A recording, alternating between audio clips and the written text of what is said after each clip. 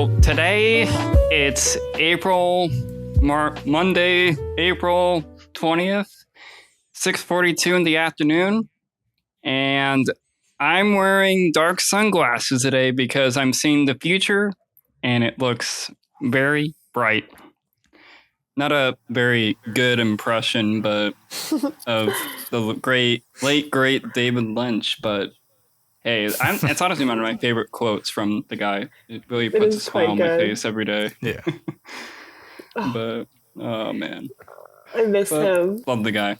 Really enjoyed him. But obviously we'll get into more conversation about good old sweet David a bit later. But welcome to Cinema Boulevard. I'm Daniel McGregor-Hoyer. And I'm Matthew Huh. And we have a special guest today. We went to school with them way back in the day, about 3 years ago. Ancient times at the University of Iowa. I was with them on both SVP, Student Video Productions, and Bijou Film Board. Matthew, I believe it was just Bijou Film Board. I don't think you ever joined our SVP cult, did you? No, but for some reason I was in the Discord server, so I was just there. I don't know how I got into the Discord, but yeah, they're a current student at the AFI American Film Institute, and that is Trout. Yay! Thank you for having me. Very excited. I can't believe you said 3 years was a long time ago. I'm like, don't say that yet. Man. I don't know. It feels that way, though, you know? It does. It does. A lot has happened in 3 years. Honestly, even a year feels long. I'm like, whoa, that's kind of wild. So, I'll give it to you, but it does make me feel like I'm like, oh no, I'm going to be like 35 in 2 days and be like, oh God, I have student debt. Oh, man. That's crazy. Yeah, it's insane. Very much so. But yeah, like how's the AFI treating you? It's good. I took a deep breath. I need to take a deep breath before that. It's very exciting. It's actually fun because I think since we're talking about David today, he's an alumni of the program, and it's actually funny because he was in the first class that graduated, and we're actually watching Elephant Man this week to talk about kind of his experience making his first feature while at the Greystone Manor in LA. So I think it's very cool. It's very interesting because there's just a lot of history that runs through the place. And obviously like with the alumni that have been there, but also like with the city of LA. So it's really cool. And it's definitely like, I think it's really interesting, honestly, talking to people who I, obviously knew in Iowa, like you guys, and especially with Bijou and SVP and stuff, because I feel like life has changed a lot in a year, and it's really been very impactful for me as a writer to be there, because it's just like a lot of work constantly, and it's a lot of notes, and it's a lot of learning structure, classic structure, and seeing how that's changed throughout the years, which is very helpful, and it's pretty constant, and I'm doing pages every day and driving myself crazy because I'm like, how many times can I change this one sentence? But then I find that the changing the sentence actually did work and actually did help the page, and I'm like, okay, I have to listen. So it's a good test in that, and making shorts, doing thesis, doing a lot of things, making it happen. So very, very grateful to be there, and very grateful to have the energy of David, one of our alumni there. So yeah, it's great. Thank you for asking. What about you guys? How are you doing? Yeah, it's been. I mean, I'm in Dallas, but yeah, it's been a sort of a mixture between both filmmaking and photojournalism. But yeah, before we got on here, I was like contending with Dallas traffic, which it's the fun part about this place, around 4:30 to 6:30 Central Time. Just because everybody loves to drive here, we love autonomy out here. Nobody likes to take public transportation. But, oh God, yeah. Yeah, so it's like getting through Dallas traffic. It's a joy. It's a joy. But yeah, it's been great. I mean, a lot of unique experiences that I've had the past couple of years. But yeah, it's pretty awesome. So I feel like Matthew, you're probably the only. Why did I say Michael? Matthew, you're probably the only person here that has people that actually use public transport in their city. Because Daniel and I don't. Yeah, in New York, we just go cars. What are those? That's for the better. That is true. Although I do know how to drive, so that's more than most of the people in the city. But listen, I'm just working, trying to survive. So yeah, but being out here, surrounded by film culture, is like very omnipresent too. Just a lot of artists want to be in this city, and just the access as well for like scholarship, research, but also entertainment. It's cool. All out here. Yeah, but I'm sure also out on the West Coast too. Yeah, I was gonna say, did Columbia have like a nice library, like extensive library with stuff? What was it like? They did, yeah. Butler Library. If anyone listening is from Columbia, I'm sure you know how beautiful Butler Library is. But they had a lot of good resources also for arts as well. Also, secret tip for anyone from Columbia listening: Music and Arts Library is one of the best kept secrets for studying. So go there instead of Butler. But yeah, it's cool. Mm-hmm.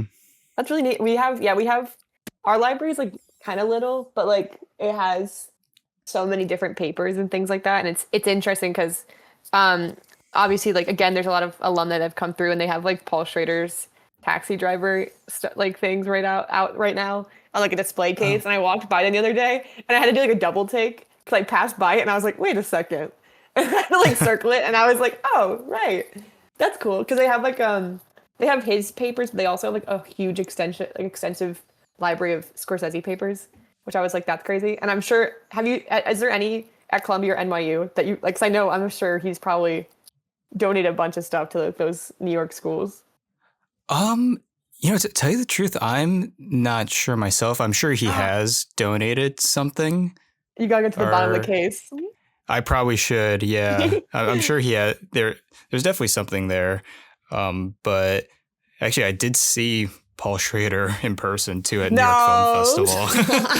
Oh no! Yeah, this was before the revelations about him, like the allegations and stuff. But this was also around the time when I think he posted on his Facebook, "I'm looking for an assistant." Oh no! And at the end of the screening, someone actually went up to him and gave him her resume. I'm just like, oh no, in hindsight, that's so bad. No. Yeah, no. Anybody who will do anything to get their foot in the door, but it's true. It's crazy. Networking 101. Yeah. I know there's a rule at our screenings, because we have like guests come in pretty regularly that they're like, you cannot hand them anything. Like, don't try to get a job out of this, because people do try, and you watch it happen, like it's like a car crash coming. You're like, oh, here it goes. It's pretty tough. That's exciting. I love it. I know. I'm happy we're all in some major cities around different parts of the country. It's kind of cool. Yeah, it's crazy. I mean, it's like insane. Like where we all have gone ever since, 2023, and I guess in your case, like what, 2025? Yes. So I was like, long time. I know, it's so neat, because it's like you really never know how wide your net can kind of cast, and like the people you meet will go. So it's pretty neat just to like, oh, everyone's had their experience on a different coast or a different part of the country. It's very cool. I like it. It's fun. And I feel like it'd be cool too for you, Matthew, then to like when you come back to Illinois to feel like different about, see how it's changed and see how like the experience will be different. That'd be very cool. Yeah, that's true. I mean, I've still, since being out here, I've been back to Illinois too, and it does feel different, but also it's just, since I'm originally from there, that's like my true home, basically. Yeah. So that makes sense. So yeah, there's always gonna be a part of Illinois in me. So yeah. No, of course. I feel that way about New Jersey. I'm like, that's the place. The most beautiful place on earth. That's just not true. I can't even say that. I said it and I was like, that's not true. Yeah, it's New Jersey. Nothing. It's home. Whoa. I can't. I won't take this from Minnesota. What the heck? Take it from me. Oh yeah, for sure. You know, you betcha. Yeah. That's what I won't do it. I won't do it. Yeah. It's funny. My Minnesota accent has been popping out in the past couple of years. It's like I always hear it when I say sorry or whatever, and it's like, oh, I mean, it's funny. I was born in Colorado. It's like I grew up most of my life in Minnesota. Then it's like, it's like, oh, most of the time it's like it probably would be sounding with a twang right now, but no, it's like when I say my O's, it's like, oh, I do hear it. I do hear it. Yeah. I think I would like to hear you with a Southern accent. I think you should get one. I want a huge Texan accent. But yeah, maybe. You're like, no, thank you. Maybe, I don't know. No thanks. I think my family pretty much has that down. I think my uncle probably has more of it than the rest of us, oddly enough. But he's been out here his entire life, so. But, well, yeah. your uncle is different from you, and I want a freaking Daniel Southern accent. By tomorrow. I don't know, eventually it'll pop out. My mom sometimes makes jokes about when I say right dar, and it's like, yeah. Oh. Right dar. I like that. Yeah, it's crazy. That's so funny. Yeah. Interesting places. And here we got some interesting films to talk about. Really good ones, actually. Pretty excited. Me and Matthew were sort of joking in the last episode where we're going to be getting our Norwegian representation in early, and this is the third Norwegian filmmaker in a row we've been talking about. That is yeah. Yeah, first was Joachim Trier, and second one was Christopher Borgli, and today is Mona Fastbold. But yeah, the Testament of Anne Lee. A little late talking about that, considering it came out super late last year. But it's a film worth talking about. Film basically exploring the founding leader of the Shakers movement, Anne Lee, which is set in the 18th century, and sort of talking about the development of this new founded movement and sort of like the impact of this story. And yeah, I guess general thoughts on Testament of Anne Lee. Do I go first, or do you guys go first? Oh wait. Oh, okay. Okay. Oh, I'm excited. Oh wait. No wait. Am I jumping ahead? I just got too excited. Oh no, you can go first. Oh my gosh. Well, I was really excited because this actually kind of ties back to AFI. Is that I had the opportunity to see it for the first time back in October. I want to say maybe. I think it was October, and it was at the AFI Film Festival, which is kind of like just it's a bit of an award season precursor, I think, but also kind of like not. It's like one of those weird ones that's kind of in a weird specific area.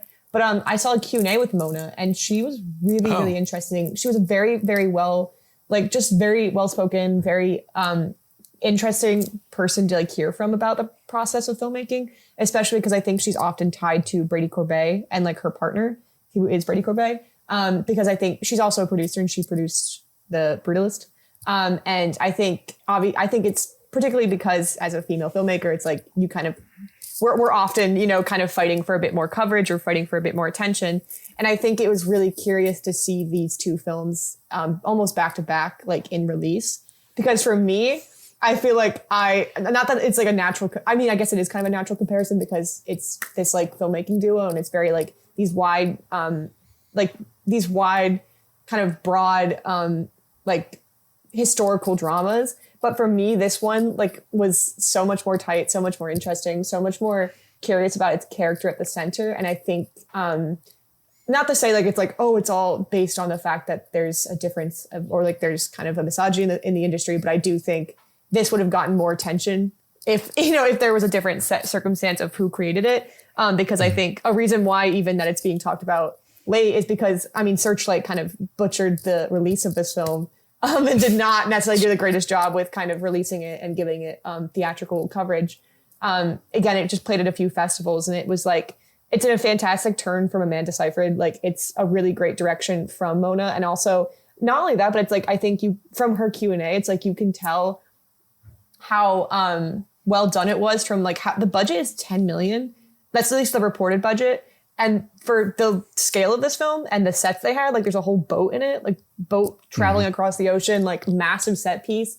That this was done on that budget is pretty remarkable.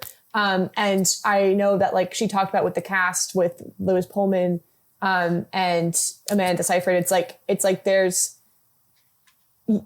were so many things that they had to kind of sacrifice to be able to do it.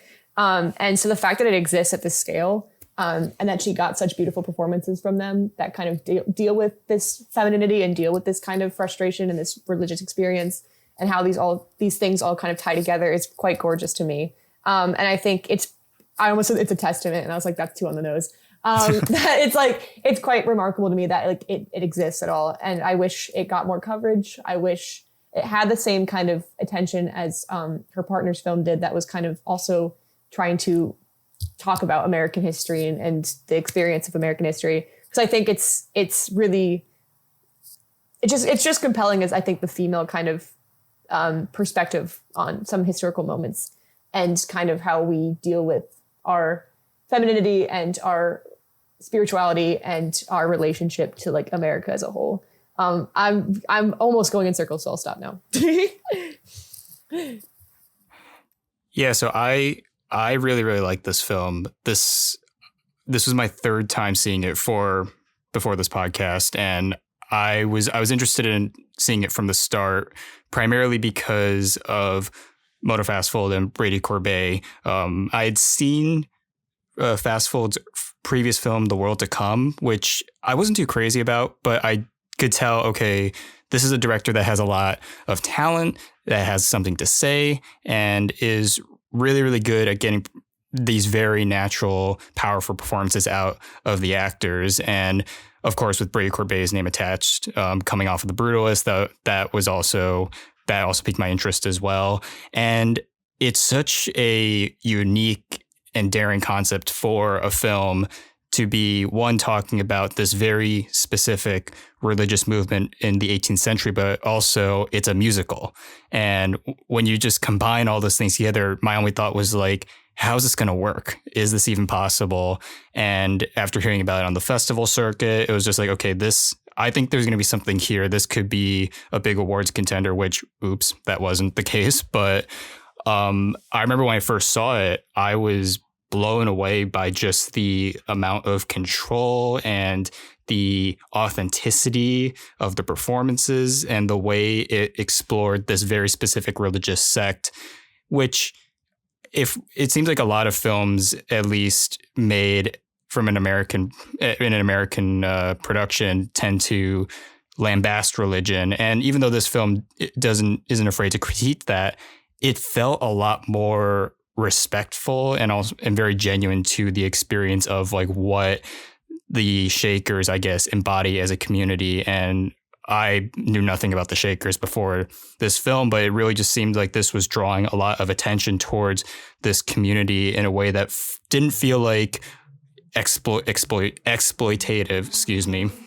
or like demonizing, I guess, or the practice. It shows like, okay, this is just this level of devotion that our main character, Anne Lee, is experiencing, and sort of her outward expression of devotion is really, really fascinating. And for some, it is seen as blasphemous. For others, it seemed like, oh, this is just an outward expression of those beliefs. And I guess incorporating that in with the music, it adds this mythical, almost legendary status to the entire film as a whole, because so much of the Shakers is sort of rooted in like speculation and mystery. And this film doesn't feel like a documentary. It's playing a lot with the film form to bring out this almost magical quality, like especially in the musical sequences, which I'm sure we'll talk about in depth. But by God, like that first Shaker worship scene is just really on full display, showing this is something that could only be done through film. You couldn't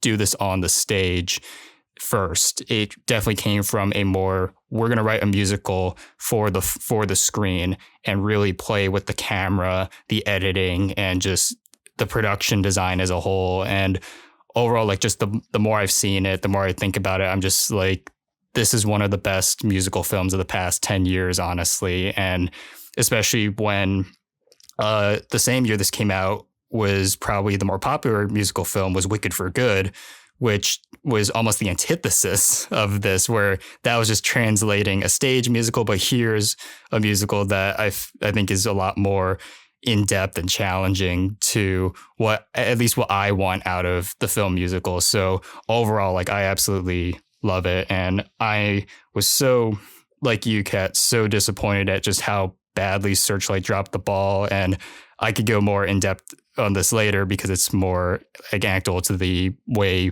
film marketing is, but what a outrageous fumble from Searchlight. I'm glad they released it. I'll give them that, but it's like they did the bare minimum. But Yeah. more on that later. Yeah, so I knew about this film for a while. I knew it was gonna sort of, I felt like it could have made a big splash just because of Brady Corbett being attached to it, along with like a couple of the same collaborators he had on The Brutalist from a few years ago.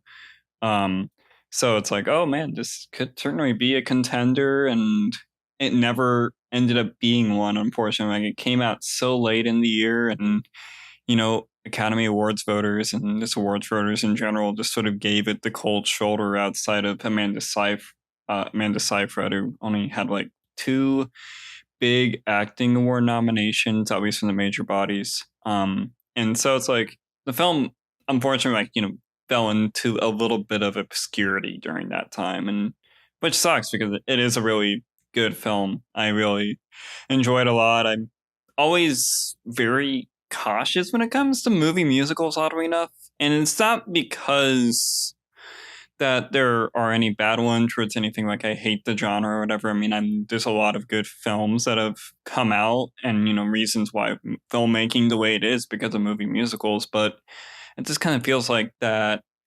sometimes it's like they don't know what risks they want to take, and this is more apparent in Broadway film adaptations than it is in original ideas. I mean, I think that's why I sort of gravitate to La La Land a little bit more than I would say something like Wicked or whatever.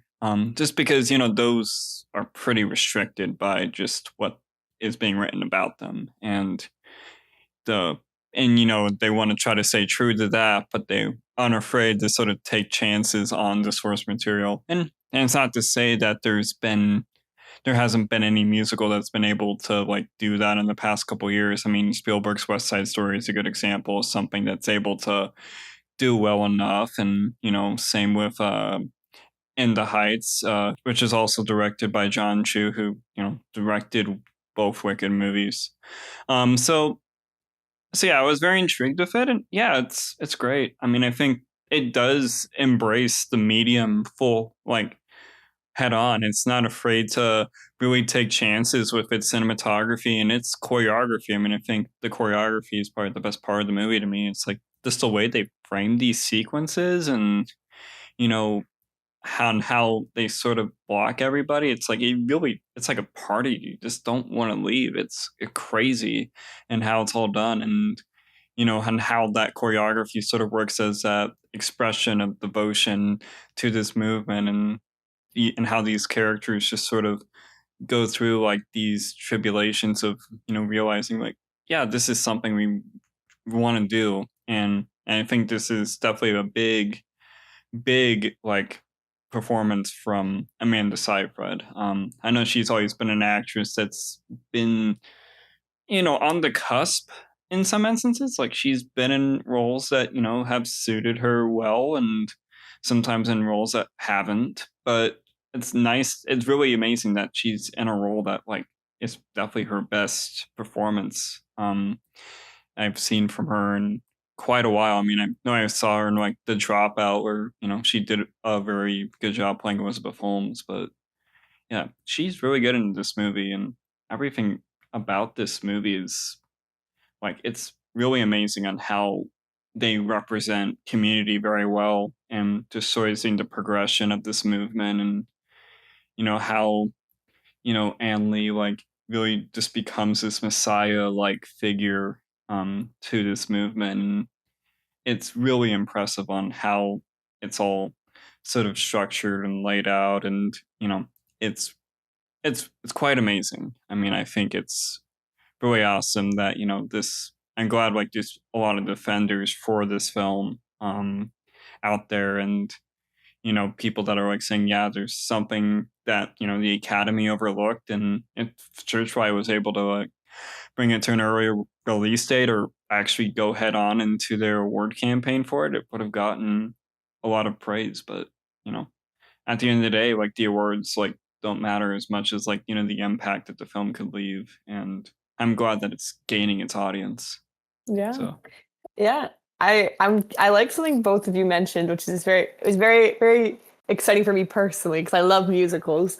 And I'm a very big theater fan. And I think it is really curious to kind of think of the adaptation of theater into film and kind of what that translation looks like. Because obviously, like, the stage is two-dimensional, and oftentimes in theater, you're watching it in a two-dimensional way. But what is really exciting, and it kind of makes me think of how this film came to be, is that there has been a lot more experimental theater in more recent years. One of my favorite musicals of all time is The Great Comet with Dave Malloy, and it was on Broadway for like a year, I want to say, and it was adaptation of War and Peace from Tolstoy, and it was like dinner theater. So it ended up being they broke into the actual Broadway stage and made it into like a three-dimensional, like they would run around the stage. And there was a lot of different ways to start interpreting theater as being something that could be interactive, or something that would kind of be less about the audience just observing.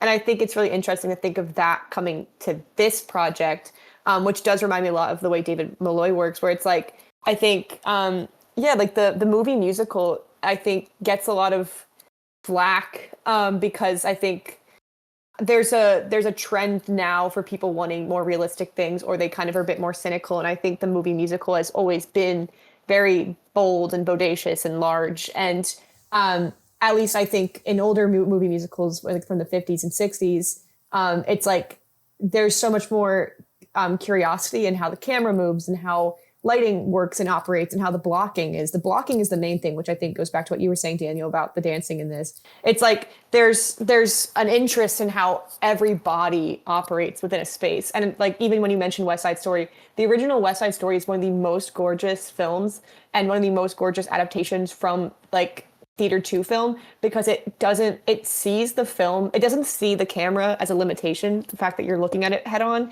It's like when Tony's running through the streets singing about Maria, all these pink lights are bursting behind him, and it's like you feel the infatuation, you feel the affection. So it's like it's using the space like it is alive. But then, like you said, like there are some now, like Wicked for Good, which also came out this year, where it's like so much more flat because it's not interested in space and it's not interested in how something can change with an adaptation. And it's really curious because it's like there are so many different forms of the musical. And some of the ones I was thinking of in relation to Testament of Anne Lee were like Annette, which, obviously came out a few years before. And that one, is kind of like singing, speaking. And it's still really inventive and curious about the form of the musical, but it also does kind of operate more in like a narrative, I think, kind of like non-musical way. But then also, I was thinking about, oh my gosh, it just like crossed my mind. Oh yeah, the like Jacques Tati like kind of films where it's like, or sorry, oh my god, Jacques Demy films where it's like Umbrella of Cherbourg or Young Girls of Rochefort, where it's like it's also like talking, singing, and it's musical, but it's like it's still a film first and foremost, and it's interested in being a film. So I think what's curious and cool about Testament of Anne Lee is like I think it operates in a similar space where it's interested in being. It is a film first and foremost. It was made to be a visual spectacle. It was made for this like, format. It was made with movie stars. It was made with the intention of being cinema, but it's like it also does have its relation and association with the musical, and it's invested in being a musical in a different sense. And I think people always want to believe the musical is some big orchestra, big number, flashy. And it's like there are so many different versions of the musical, which again goes back to what I first started with, which is like that there are theater productions now that are curious about stripping back, having people sing on stage and work with their voices, or having theater be three-dimensional, or having their performers play the instruments or whatever. So it's cool to see, I think, a film be invested in what a modern musical can look like and can be, how it can evolve. And like that music being prayer, that music being church hymns, that music being, or that dance being, these movements of an entire group of like a religious sect is so beautiful, because it's like it's a film that wouldn't work if it wasn't a musical.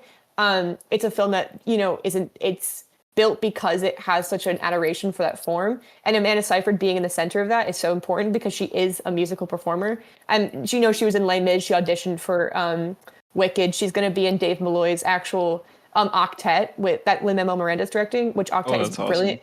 Awesome. Octet's brilliant because it's all vocal performances, and it's all about them, interacting and engaging. It's experimental theater almost, and it's so cool because it's like she wants to be theatrical, and I think it's a really beautiful collaboration to see Mona and Amanda Seyfried together, because it's like, it feels like you said, it feels like the role that she was kind of waiting for, but I also think it's the person who has let her be theatrical in a way that she needed, that wasn't, that didn't see her as a movie star separate from the person who enjoys theater. And it wasn't like, the Les Mis adaptation is not my favorite adaptation of a movie musical. But it's like, but it's like, so I think it kind of finally knew what strengths to use and how to kind of marry the different forms of her together.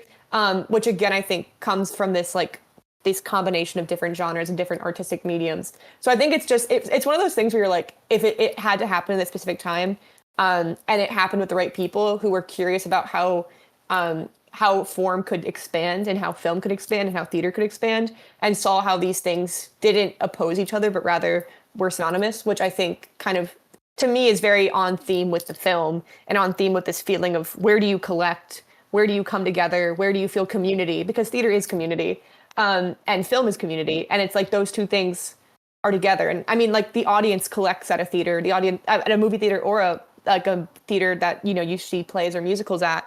And it's like, those are two of the spaces where you're completely off your phone, hopefully, and like experiencing something, and being a part of something and collecting. And I think that it does feel religious and does feel very holy to me, at least. So it's really cool that I think all these things found each other like in layers.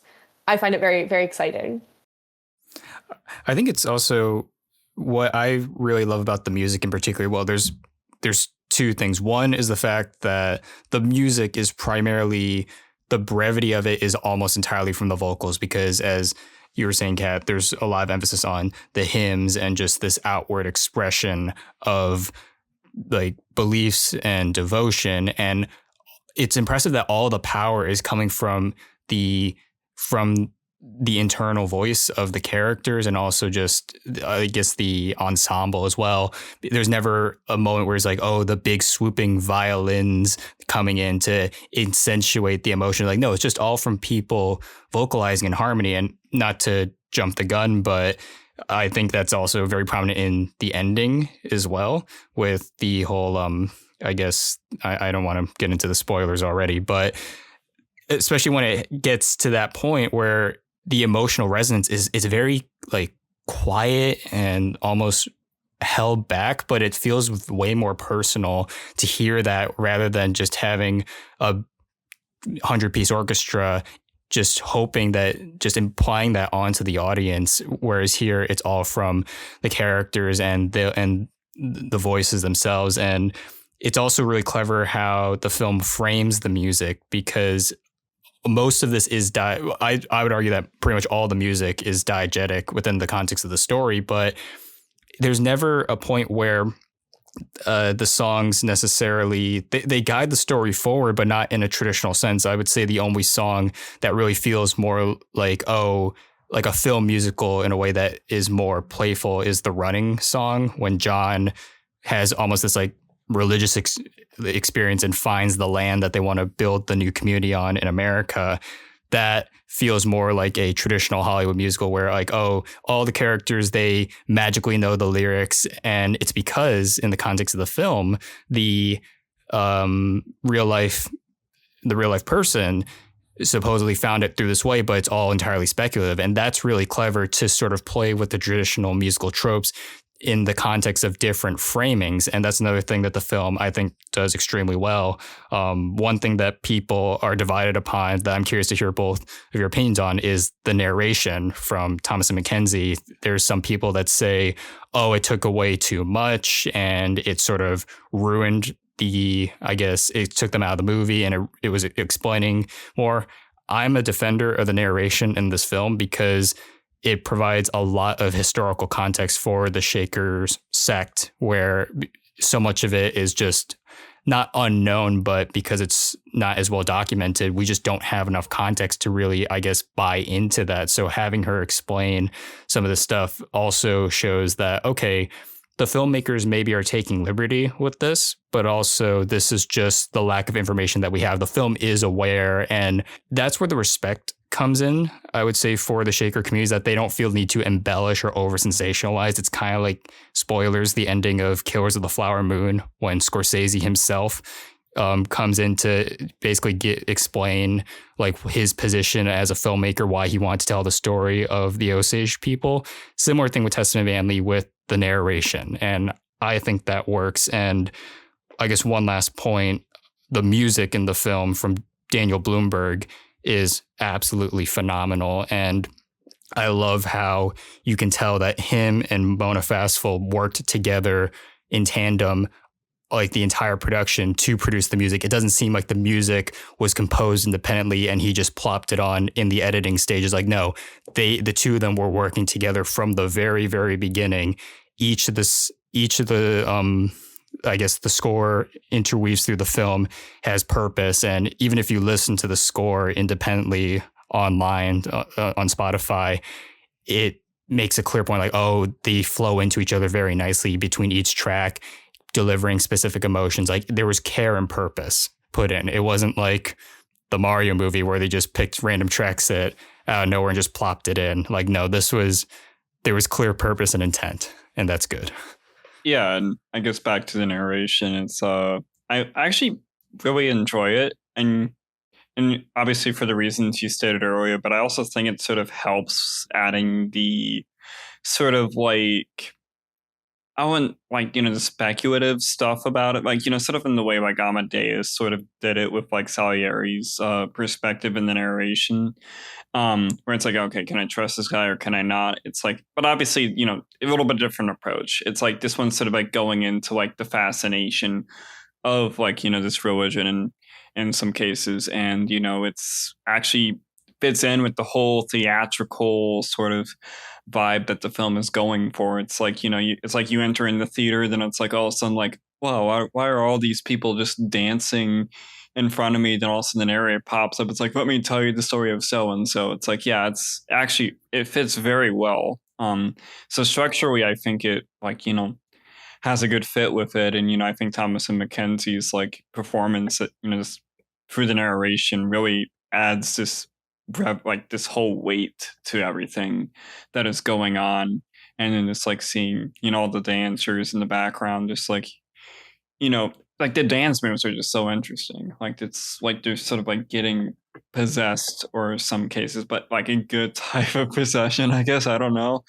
But it's awesome. Like, it's really awesome to see all that sort of flow into one another. And yeah, like Blumberg's like just does such a good job with this score. Like, it's, I mean, I think he's definitely somebody I want to see more from in terms of film music, because he does such a good job like bringing in this like weight to everything, and it all feels big. It all feels sort of Zimmer like, but a little bit more experimental in some regard, and but it actually fits in with like what this what with the story and what Vasvold is trying to tell, and it like works in tandem. Like, it does such a good job.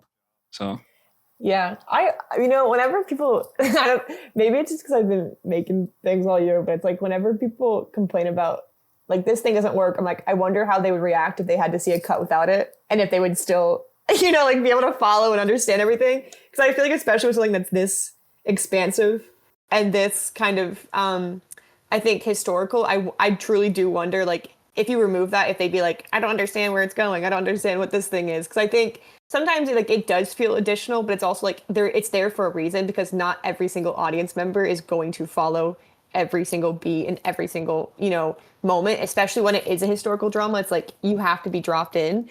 And I think it serves a practical version for that reason. I'd be very curious at what point it kind of came into the production process. But also that aside, it's like, even with that put aside, it's like, it's a cool detail, because I think it for me, it emphasizes kind of the fact that like, this is a story, this is a fable, you know what I mean? It's almost like this is being recounted and this is a person that is passed down. It makes it feel like this is someone that's holy. It makes it feel like this is someone that is, someone is devoted to. This is someone that is worthy of devotion. And I think that emphasizes the Thomasin McKenzie presence. And it also establishes kind of Anne Lee as this person who you will trust in as the audience, because we are watching her be, we watch her be doubted. We watch people try to humiliate her physically and verbally and, degrade her. And it's like, we as the audience want to be with her. We as the audience want to believe in her. And I think it really helps, and it aids in kind of that feeling of us being followers as well. And standing by her in those moments where other people are disrespecting her or doubting her. And I think for me, that goes back to kind of what I said originally, which is like this feminine connection and tether between the Thomasin McKenzie like role and figure and the Anne Lee figure, and just kind of the women in the film in general, because it's like they obviously, like, she was a leader for all. There were multiple people, there were people of all genders, but it's like there is a feminine energy in this film, and there's a femininity to her teachings and her experience and her grief and who, the people who do follow her and believe in her. And I think to have that voice, to be that voice is, believes in her and has this complete, like, absolution to everything she says is really gorgeous to me. And I think the detail that always what makes me really get into this film and kind of feel very emotional about it, it's her losing her children again and again, and this grief of motherhood and this emptiness of motherhood, and kind of who then becomes attached to her, that is like almost like children in an external way, and in a way that's kind of like almost chosen or found family, which I think is really beautiful. And again, that goes back to me that there's this femininity and there's this sense of the body, and for other women, like, again, the Thomasin McKenzie figure, where it's like to find refuge here and to find kind of motherhood here, is quite beautiful, because it's like there is, I think, for women, like, there is a need for us to kind of collect around each other and find roles within each other of mentor, mentee, mother, daughter, whatever, like those kind of things, to be able to, I think, hold our ground and to be able to find like a centering within the world. And I think specifically within the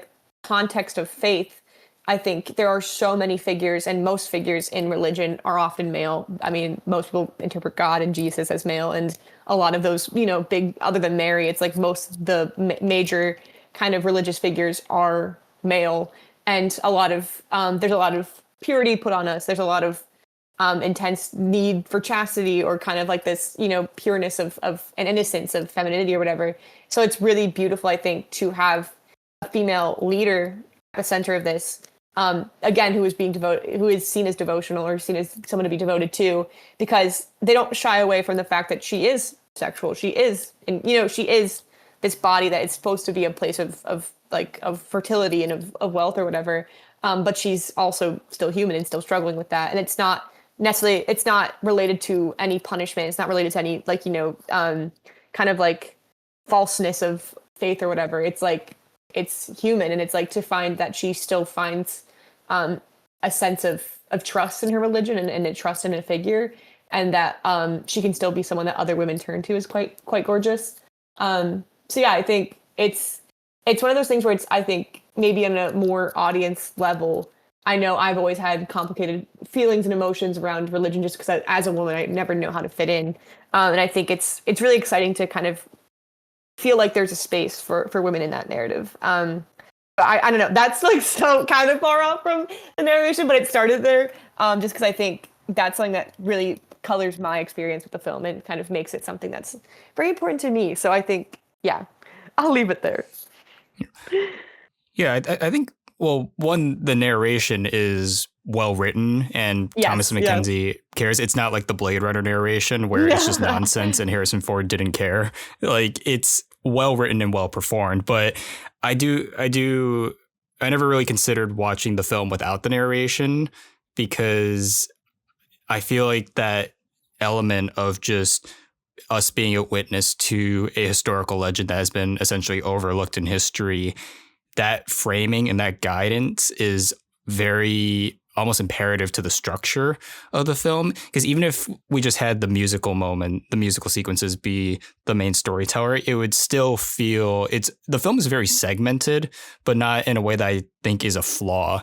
And I know some of the criticism of the film is that, it's more interested in the idea of Ann Lee and not necessarily Ann Lee as a person, which I can empathize to some degree, but it wants to maintain the legendary status. Like, this is not a tell-all narrative. I mean, it does sort of go into her childhood, but there's still that whole sequence when she's giving birth to 4 different children and unfortunately losing all of them before they turn 1. Like, that's such a long period of time that's just within one musical sequence, but you still get the idea. If it were to elaborate more on that, either with or without narration, or it felt like just it was going off the narrative track, then the film would feel too bloated and people would be complaining about that. So having the narration be the guide, I think, does help in a way.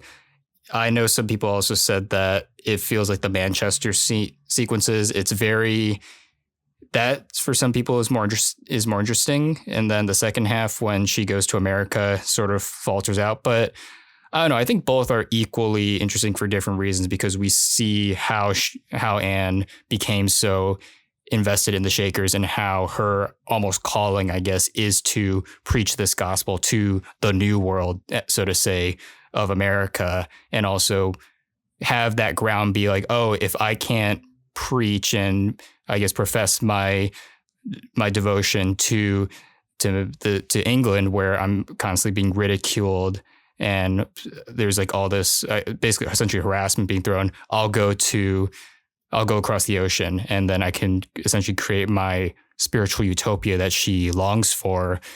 But as where the film ends up too is very bittersweet, because it ends on a horrific note. Like, the whole sequence when they're being essentially invaded and like all the main characters basically like lose a major part of themselves or others.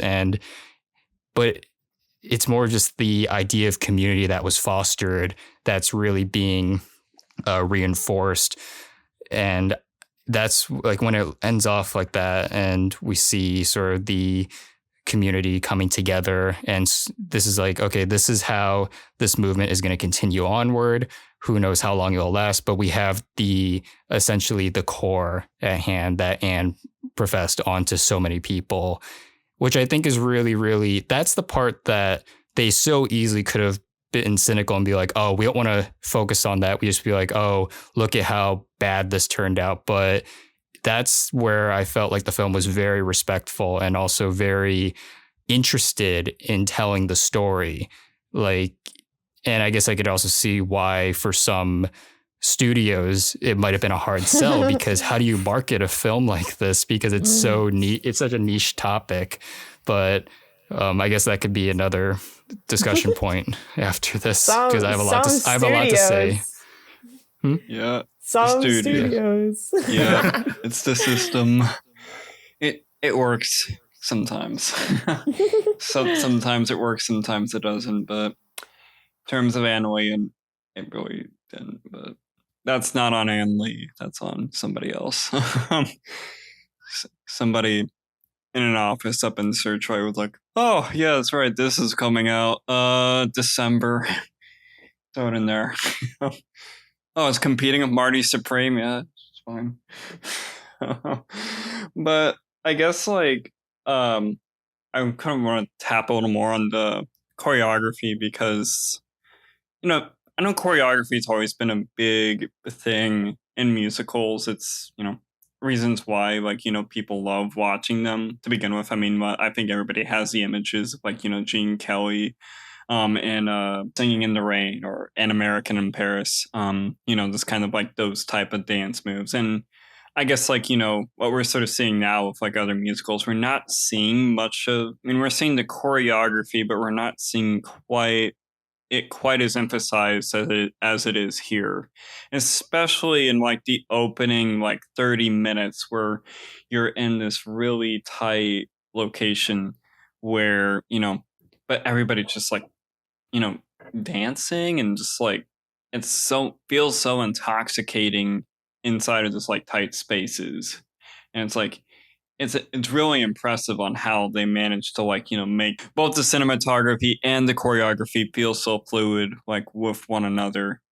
And it's like, I don't know, I mean, I guess, yeah, what are sort of your interpretations of it? Because I'm still sort of like trying to gauge a little bit. I sort of describe it in like a way like they're sort of possessed or like over whelmed with the whole spirit of this movement. But I want to hear like other perspectives. If yeah. Mm.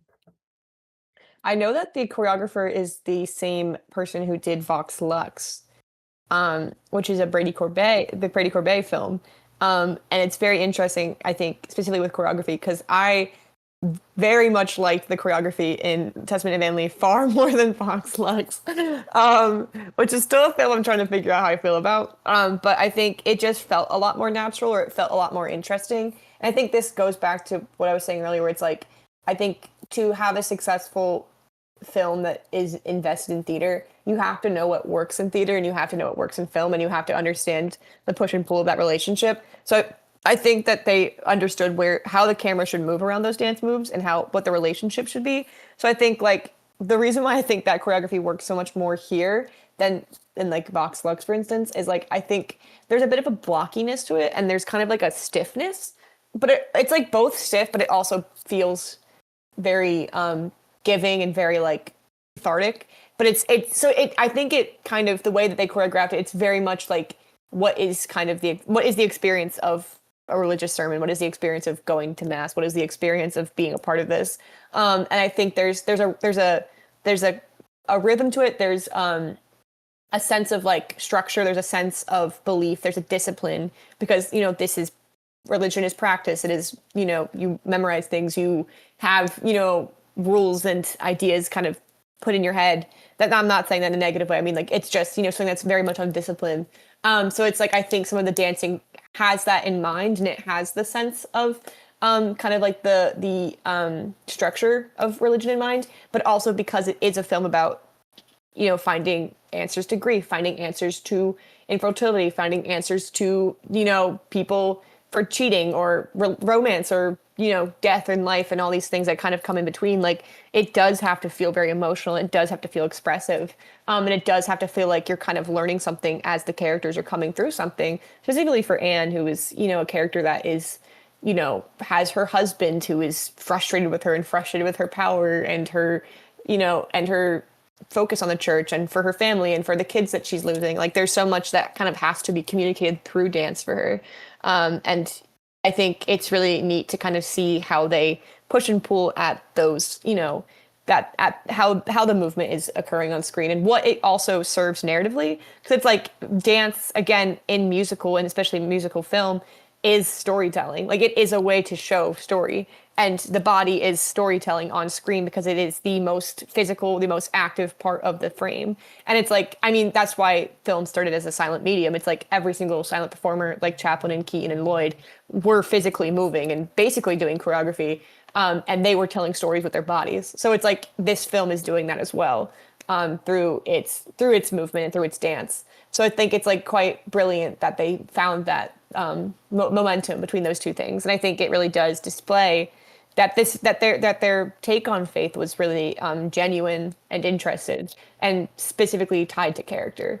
So I also agree, and I think it's a big fan. And yeah, it played so much better than it did in Vox Lux, because I feel like Natalie Portman's dancing in that is something else. Yeah. I don't even remember Vox Lux. I know I've seen it, but I do not remember.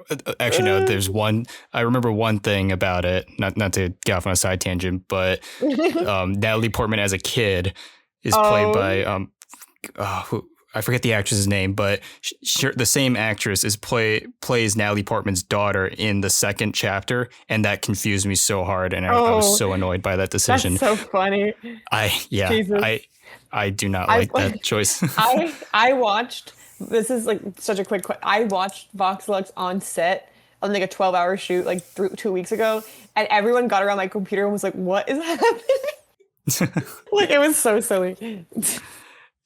Yeah. But anyway, yeah, the choreography.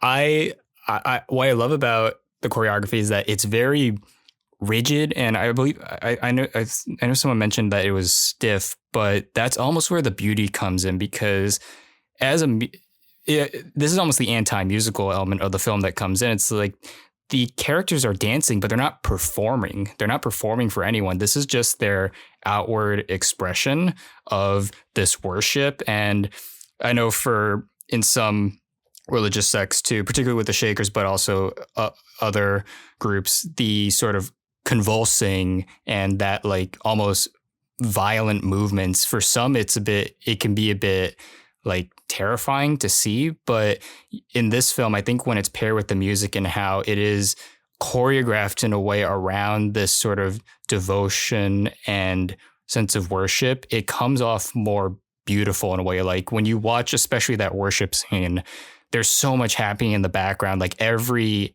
actor in the scene is moving differently, and their character, this is just their form of expression. And normally there is something satisfying about film musicals with the synchronicity of extras and background dancers. Like that's cool. But to see this where every performer is basically doing their own interpretive dance, that's something that's even more, I would say, unique and almost beautiful in its own right. But then when we do see, I guess, sort of the more lighter choreography, like I'm thinking about the one scene when they're setting up, I guess, getting ready for Anne to arrive in the beginning of their worship in the last third of the film, that also brings about a unique sense of choreography where Fastfold is directing these actors to do basic tasks like cleaning up a room or setting dishes on a table. And yet that's also a unique sense of choreography that we don't really see in musicals, that is so singular.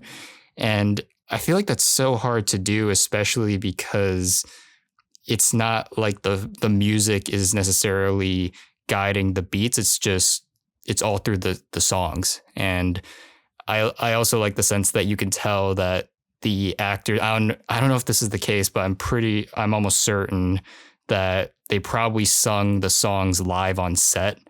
And that, I think, also adds to the believability of each of the scenes, that it's not being, if it is redubbed, that wasn't the one option. It was just, okay, we're going to record it live on set first, and then if we have to ADR it later, then we'll do that. But the skeleton was from doing it live, and I think that also adds to the believability of the choreography.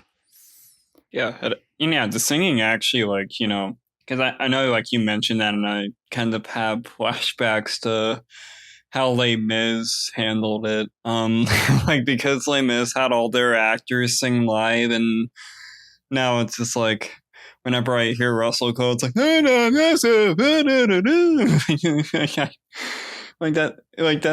like, oh man, it's like they could have ADR'd or dubbed that, man. For the life of me. But I guess, like, with this, it's just like, and it's also because, like, they're actual singers. I mean, Lewis Pullman, I don't know if it's like an actual singer, but, the way they sort of use his vocals in the film actually work very well with the character he's playing. And so it's sort of this, obviously not quite as like the level of singer that, Amanda Seyfried is, but, still, like, they knew his strengths as a singer and his weaknesses, so they were able to find ways to make it work in that way. And so I think, like, knowing your strengths and weaknesses of your actors in terms of the singing part of it, and of course, the acting part of it, really helps, like, the believability of these sequences work. And I think it's also because, it's not just the main actors, it's like the ensemble, like everybody just sounds so good here. And yeah, like and it's amazing that they even like they took that risk that Tom Hooper took with Les Mis, but I think they found ways around it and make it actually believable and not just like phony. So yeah, I think that it's pretty impressive on how on all fronts, like from both a music standpoint, dancing and singing, it's like they get everything just 100% right with it. It's pretty amazing. Yeah. I'm with you. I think I'd be curious, like you said, Matthew, kind of if they did like the worldizing kind of process, like the Walter Murch one, where it's like recording within the space and like recording speakers or recording the performers like live. Maybe I'm just saying it now, but I swear I remember her mentioning that in the Q&A. But I don't think I can't imagine a world where it was like all studio produced, because I think it's really about the naturalism. And I think this again is like.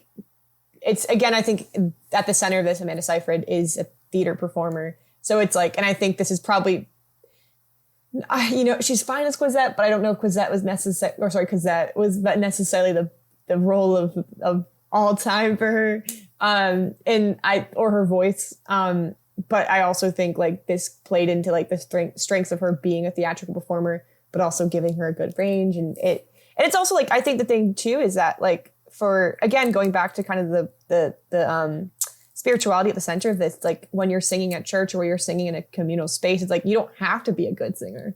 You don't have to be, a perfect performer. It's not about belting. It's not about, vibrato. It's not about having your big, I think something that's interesting is thinking of theater structure and the songs that are expected in theater. There's the I Want song where it's like, a performer goes up and has their big moment. And it's like this entire thing about, what do I need and what am I looking for? Or there's like, spotlights that go down on a performer and exactly who's the lead or whatever. And it's like here, it strips back the expectations of theater. And it's like that it's now everybody singing, and there's no demand for people to be perfect. There's no demand for the voice to be perfect.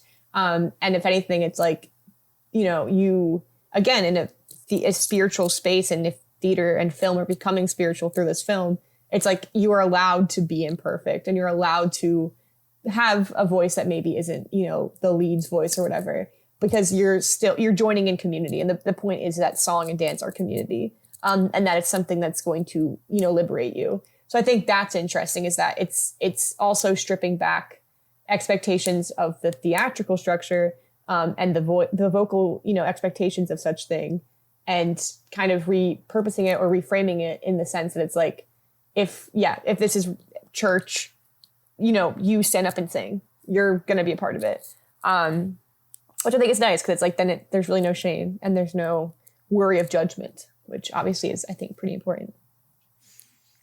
Yeah, it's one of the few musicals where I don't want to say excuse, because that makes it seem like it's more flawed, but it's one of the rare musicals where having not so great singers almost helps the film. Like if Lewis Pullman is not necessarily a great singer, but if he sounded more polished, it would almost defeat the purpose, because exactly what you were saying, that's just how his character is worshiping and preaching and professing his beliefs. And if he had like the voice of an opera singer, I don't think that would work. And also the sort of the turmoil that his character goes through in particular. But Seyfried is just amazing. She clearly cared about the material, which not only just through the voice, but also just the physicality of her performance too. Like when she's doing the hand movements too, like it feels motivated. It doesn't seem like she was just memorizing the sort of choreography. It feels like, okay, I believe that her as Anne Lee would do these movements in this particular order, and just with the force and the strength of everything too, it feels very believable. Like I just do not see another actress, I guess, bringing that same level of authenticity to the role as she does. And it's been a while since I've seen her in something too. And I was just further reminded, like, she is a really talented actress, and I hope she does more stuff like this in the future. Yeah, and it's like, I mean, I don't know. I guess like I knew about Amanda Seyfried for a long time. I mean, being from a family of like musical nerds in some instances. Mamma Mia was obviously one of the bigger roles for her. I think that helped propel her into like the mainstream a little bit. Yeah, not my favorite, obviously, but hey, I'm glad it has its fans. That's it's just not my personal taste, but still. But yeah, I mean, she sings great in that movie. Like she certainly does. And then for the most rest of like her filmography, it's been sort of like films where she seems like she's sort of on the cusp, like Mank or Jennifer's Body, or films that just don't seem like she needs to be there, like Ted 2 or whatever. Ted 2. Yeah, it's obligatory side hustle, I guess, for her. But but she is a capable actress. I think people. I'm not saying like nobody ever saw that, but it feels like the way her career has been going, it sort of seems like she was just gonna people sort of just treat her as just another pretty face. And I'm glad that she's in a role like this, because embrace, like you said, Kat, like embraces her abilities as a performer, but also as an actor. I think one of the things I really like about her in this film is it's the scenes when she's you know having the visions of Adam and Eve inside of the jail cell, and you see her looking so sickly and you know looking like on the verge of just death. And in some cases it's like, yeah, it's a reflection of like Jesus's whole tribulations before he got crucified. But in so obviously there's a intentional like reflection of that. But she does such a good job. It's so believable, and like you just don't. It's like, yeah, I have no trouble believing this person is like the messiah of this movement. Like because she is fully engaged with it, and you see the passion and the devotion of it. And I'm not a particular religious person, but I can admit, like, yeah, that you could see. I'm always interested if like when people are very passionate and devoted to their beliefs in that way, and it's like it feels genuine. It doesn't feel like inauthentic. It actually you have no trouble like believing that she believes that she's this way, and it's incredible. And it's honest about the character, and she does a good job like portraying that honesty. And yeah, it's really impressive. I'm really really happy that she has a role like this. Yeah, I think it kind of goes back to something I said at the top, which is like that there's a pretty stark difference in how the industry treats women and men, both in directing space and also in acting.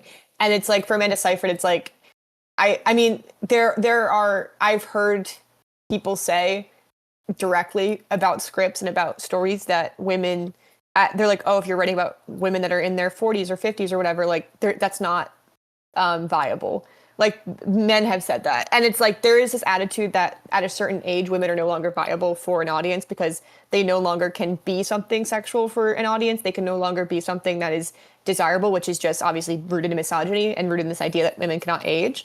And I think for Amanda Seyfried, it's like she was this teenage heartthrobber. She was, in all the like these big teenage films like Jennifer's Body, and Mean Girls and stuff like that. And she's a woman that's, she's aging, and that's not a bad thing. She's naturally aging. She's beautiful. And it's like, and she's smart and she's cool and she's got fantastic performances. And it's like, I love that she gets a role that's adult, that is an adult woman going through adult things and, having those experiences as someone in that age. Because I think part of it is that, I mean, even Mona Fastwood had really had trouble getting secured funding for this film. And it's like part of it is because it's a film about a woman who is going through, having her children are dying and she's trying to conceive and she's a religious figure or whatever. And it's like people see us as not producible, as not marketable.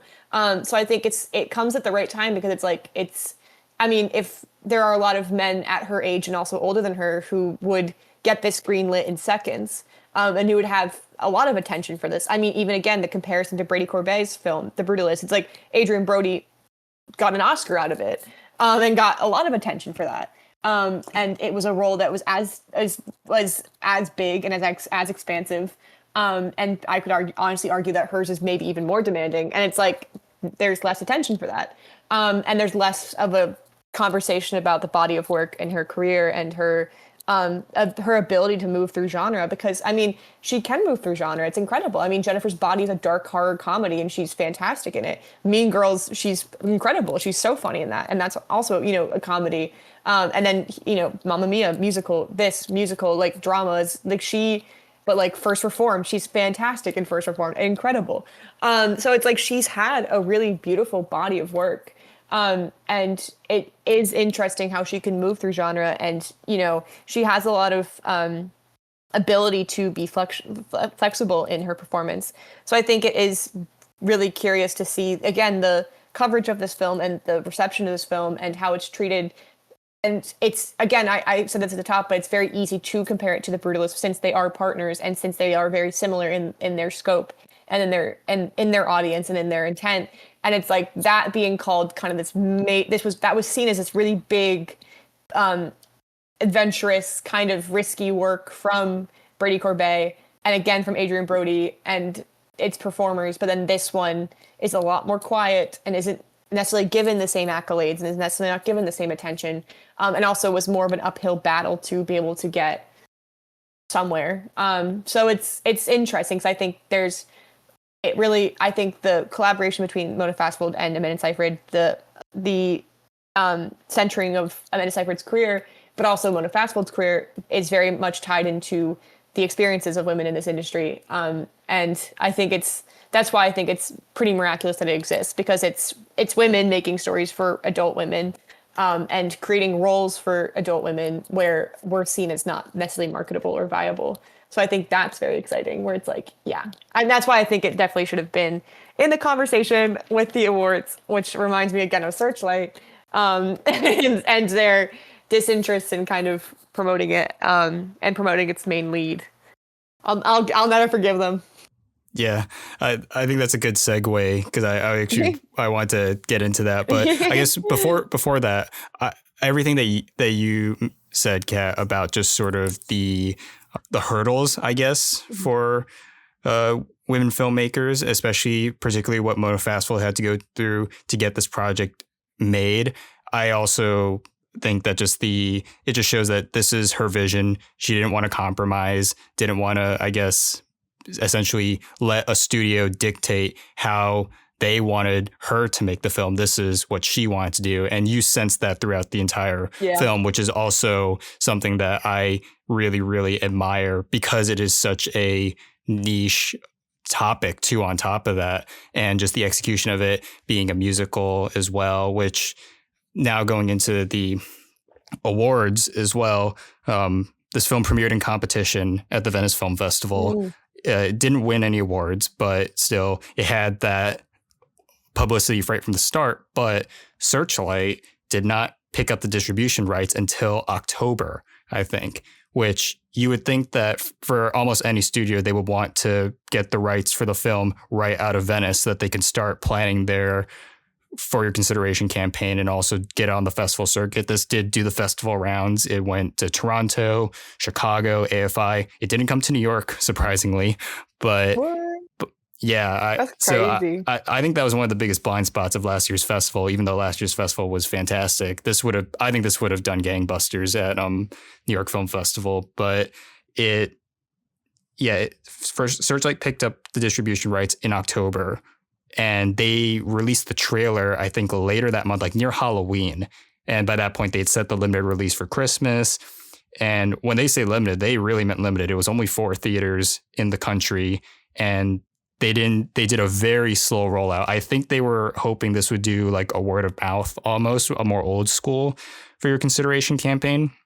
But not unfortunately, but something that I think a lot of studios don't necessarily realize is that like this model, I feel like, is becoming more and more outdated because of the internet. Like, so many people are aware of these big festival releases, and The Brutalist had a similar thing happen to its release, but they were more successful with the awards, is the fact that limited releases for the word of mouth, people want to see them.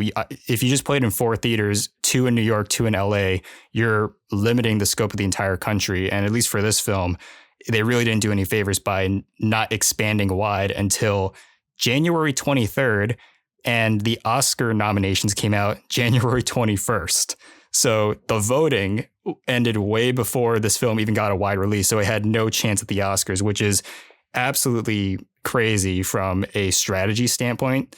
Like, this makes no sense for an awards campaign. Like, why would you campaign for these awards if you're not going to release the film nationwide until after the nominations come out? That just makes no sense. Like, I think even the second trailer for the film came out in early January, which it was into the limited release. Just the whole strategy made no sense. And for that reason, the film ended up getting 0 Oscar nominations, which was, a part of me is surprised because the topic is it's very unique, and it's probably could be a hard sell. It being a musical might have had a slight advantage compared to some other films, but it just goes to show that the campaigning was really, they took like very small steps, I guess, hoping for more offline word of mouth to support it, which it did have, but it just didn't have enough traction. It couldn't compete with Marty Supreme. Even still, I think Searchlight overall, they did not have a good year last year because they also had Rental Family and Is This Thing On, which also didn't get Oscar nominations, and they didn't really do the best campaigns either. So I think now they're coming to their senses because they just recently released the trailer for Martin McDonagh's new film, which isn't coming out until October. So they're already planting the seeds for that to be their awards contender. Like, they knew they messed up with this film in terms of the awards campaign. And it's such a shame because if I had it my way, this would easily be in consideration for a lot of the major categories, particularly Best Picture, Best Director, and Best Actress. And probably a lot of the tech, like the cinematography, outstanding, the score, outstanding. The editing is really, really good too. We didn't really talk about the editing, but the way the film moves through so much time within a very smooth and almost ethereal way. It's very unique, the editing overall. So yeah, and on top of that, they decided they are not going to release it on physical media, and they don't care, basically. They just didn't care. Disney. Yep. Disney. Yeah. Disney. Yep. They own Searchlight. They're Yeah. Jesus. So this is technically a Disney and film. just right as they lay off their entire home entertainment staff. Yeah. Oh man. I don't know. I mean, Criterion can come in and save the day. Maybe, hopefully. I think they might, honestly. I think there's a chance.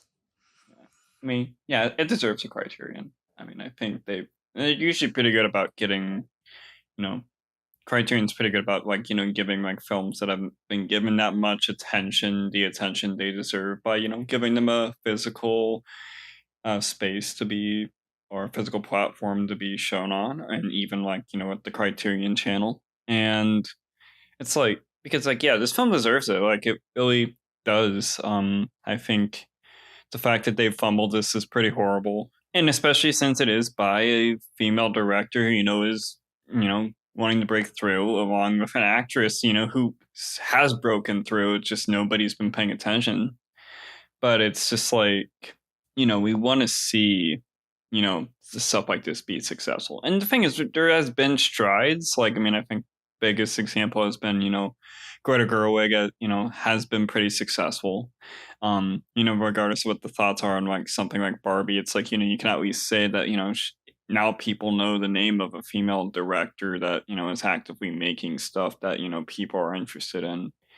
And it sucks that it's some amount of fast forward is sliding under the radar for so many, because she does have a very unique voice, and you could tell this is a story she really wanted to tell. She had her partner support her, give her help produce it with her, provide her with the necessary resources to ensure that she had everything that she needed. And just complete radio silent once it came out. And Searchlight fumbled it, and I guess in a sense Disney fumbled it. So it's it really is pretty insane, but I think it'll get its audience. I'm really glad it is getting its audience. So With what you're saying, I know that Killers of the Flower Moon just got a Criterion release, which also wasn't being released on DVD by Apple.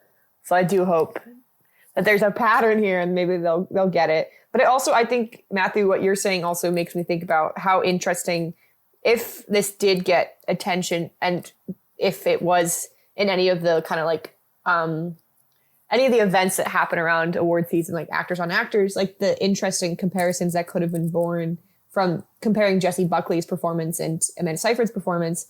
Because again, both of them, I think, really operate from a place of delving into femininity and the role of a woman, like the expectations of us being mothers, being caregivers, being centers of family. But what happens when we're dealing with grief or we're dealing with, trying to find answers to questions of life that everyone goes through and like what people around us react like. And I think specifically in both of those films, how the husbands react and how they engage with the women at the center. And both of those performances were very based on those actresses being naturalistic or being kind of, I think, very emotion based and reactive and physical. I mean, both Amanda Seyfried and Jessie Buckley in their respective films were like very, very, very, very physically present, and like their screams and the way they would curl in on themselves was like very visceral.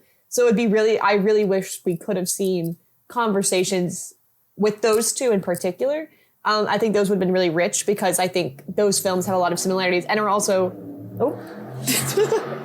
I don't know if you can hear that, but there's a lot of motorcycles. But I think it would have been interesting, again, because Chloe Zhao and Mona Fastell as female directors doing these kind of naturalistic, emotional, human-based pieces would be very curious as well. Like those two talking about their experiences, creating it. And also, I don't know, like it's interesting because it's like, again, the way studios handle the wide release of films, but specifically female-driven films that aren't like, kind of major big blockbusters, but are like more independent. Like, I mean, I think they definitely. Which studio was Hamnet? It was Focus. Features. Focus. So it's like Focus clearly kind of did do a lot with Hamnet. It did do its rounds. It did get kind of a lot more attention. But then obviously, like you said, like Searchlight kind of buried this one. It's curious to see in what places were kind of given that space. But also I think the difference there, which is interesting, is like obviously Chloe Zhao has done the blockbuster and not found success in it. But also because of her Academy Award, maybe has a bit more clout versus Mona Fastell, who doesn't have that yet. I don't know. It's curious. And I think it would have been exciting to see how those two films with their performances and with their teams would have interacted. Now I'm just like I'm like thinking out loud. I'm like, oh. Yeah, it's an interesting what if, because this definitely could have had a place alongside some of the best films of last year. And of course, awards aren't everything. It's more just the impact that the film has overall. But it still just is a very curious case study in terms of just how not to do an awards campaign. And I'll at least give Searchlight credit. They bought the film. They at least did that because it didn't seem like a lot of other studios were interested. But also, if you clearly position this as an awards contender, but you didn't really do much else with it, like why did you even bother then? Almost, that's kind of what I'm curious. It's Oops. For sure. I guess final thoughts since we're sort of wrapping up in that. Ooh, you guys go first. Okay. All right, Matthew. Oh, okay. Yeah, I love it. I think it's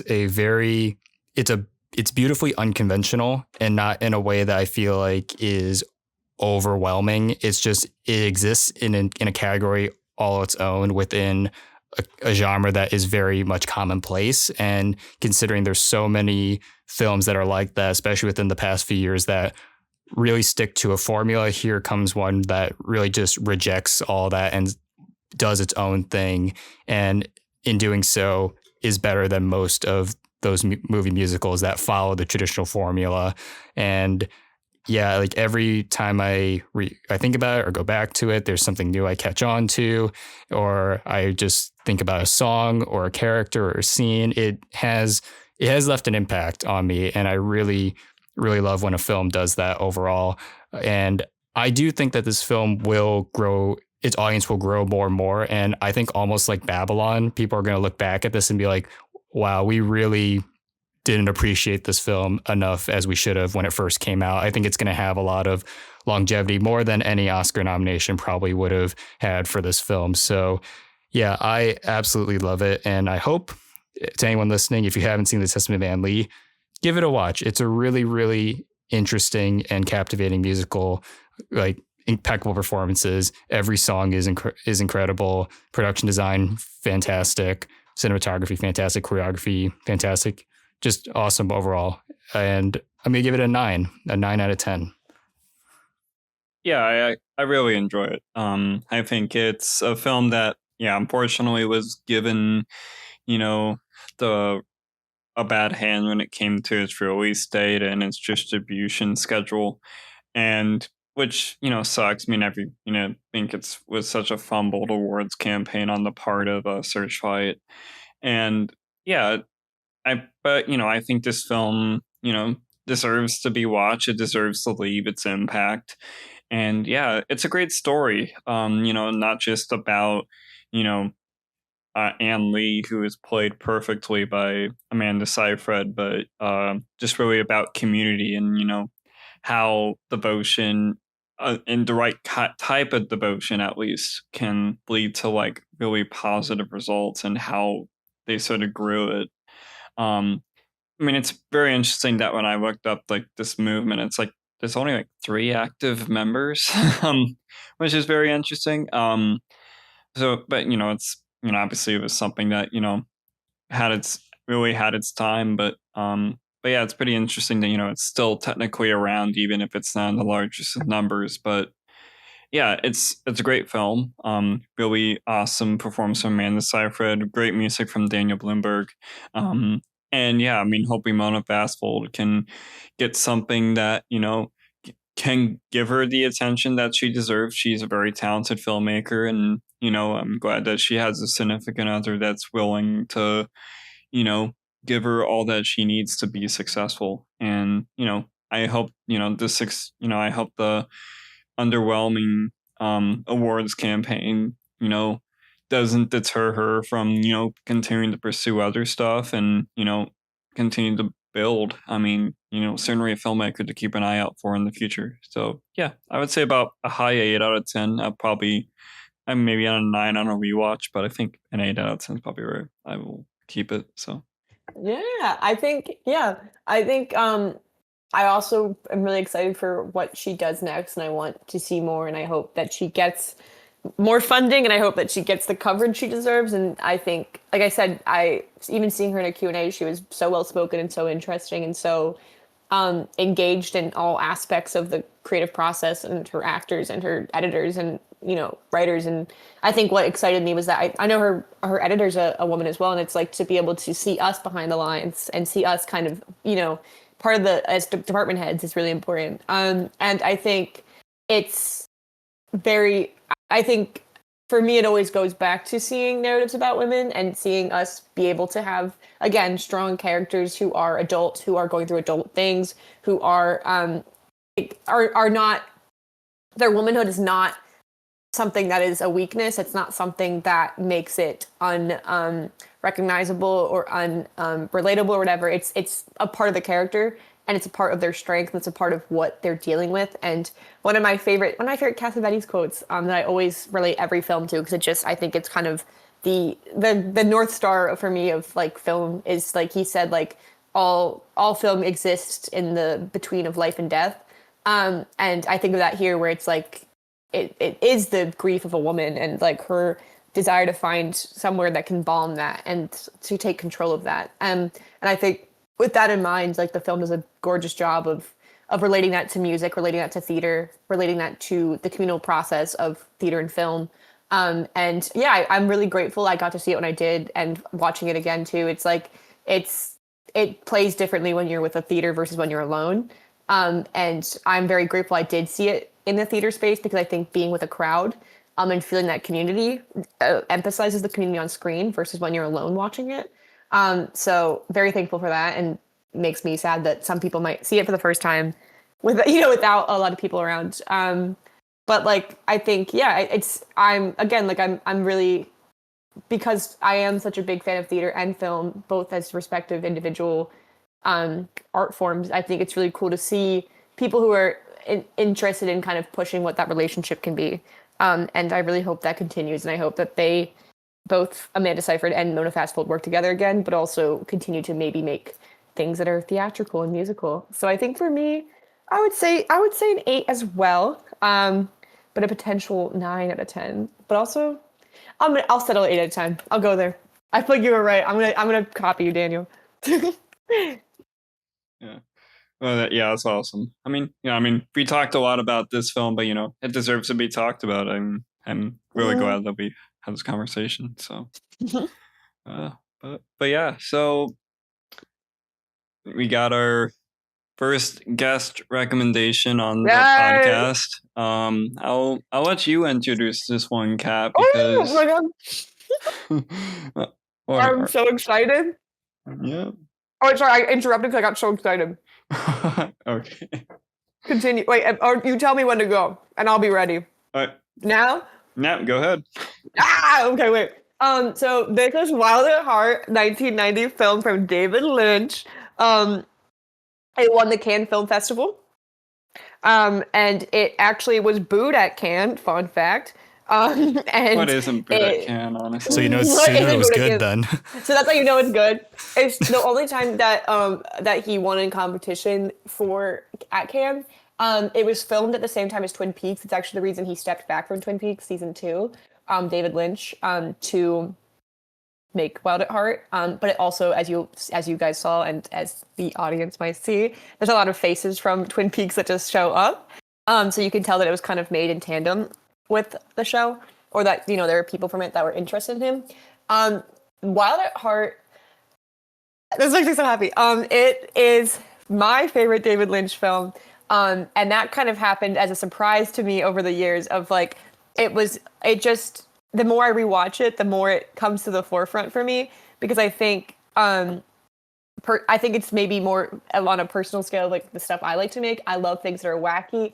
I love road movies. I love things that are just like very loving and kind of deep in this feeling of affection. And I think it's a really, I think it intrigues me as a Lynch film, because I think it's harder to find. It's basically almost like not available on anything or anywhere. And which it should be. I want a freaking 4K of it. But also like both very obviously colorful, very like it plays into the 50s prestige. It plays into kind of like the oddities of a usual Lynch thing, but it also does still have that darkness to it. And I think it has really great character work. It has great performances from Nicole Kidman, Nick Cage, and Laura Dern. And I think it's like sexy, which is what I really like. That's like kind of sexy. It's kind of promiscuous. It's bold in that way, but it also, again, is very sweet and very loving. And there's just so much emotion. Like, oh God, like Harry Dean Stanton is so beautiful in it. And his relationship with, Diane Ladd is so beautiful, where it's like, there's a devotion throughout it. And there's this sense of devotion, this sense of ending up with someone you're meant to be with. So I think it's extremely romantic. I think it's the most romantic he's been. And I think it's also like he's so much about kind of the sincerity of people and kind of seeing the good in people. And I think this is a film that really pushes that forward. I mean, even at the end, I love the scene where he sees like the good witch, and she's like, if you truly are wild at heart, you'll find goodness. And he's like, oh yeah. So I think I don't know. I think and also I love like, again, the parts that get really dark. It's like, there's a really hard scene to watch, but I also think it's really done well at the end with like Bobby Peru and Laura Dern, Lula, where it's like there's the assault scene, but I think it's like it's done well, and it's done in a way that I think is very understanding of its women. And I think that's something that I'm interested in Lynch as well, is that I think he's very good with his female characters and giving them character and giving them perspective, which isn't always the case with a lot of kind of the big auteur male directors. So I don't know, I just love it. I think I love the music. I love the Chris Isaak songs. I love the snakeskin jacket. I love that. I think it's kind of like, obviously Lynch was obsessed with Wizard of Oz, and I think it's very, very, very, very, very clear in this one. because it basically is Wizard of Oz. And they like almost they hit you in the head with it. But yeah, it's like I think it surprised me that it became a favorite of mine, but I'm also not surprised at the same time. But it's the one that I love to revisit. And when Lynch passed away, and we were all on Bijou before. You guys weren't there at this time, but I was. And we programmed Wild at Heart before he passed away.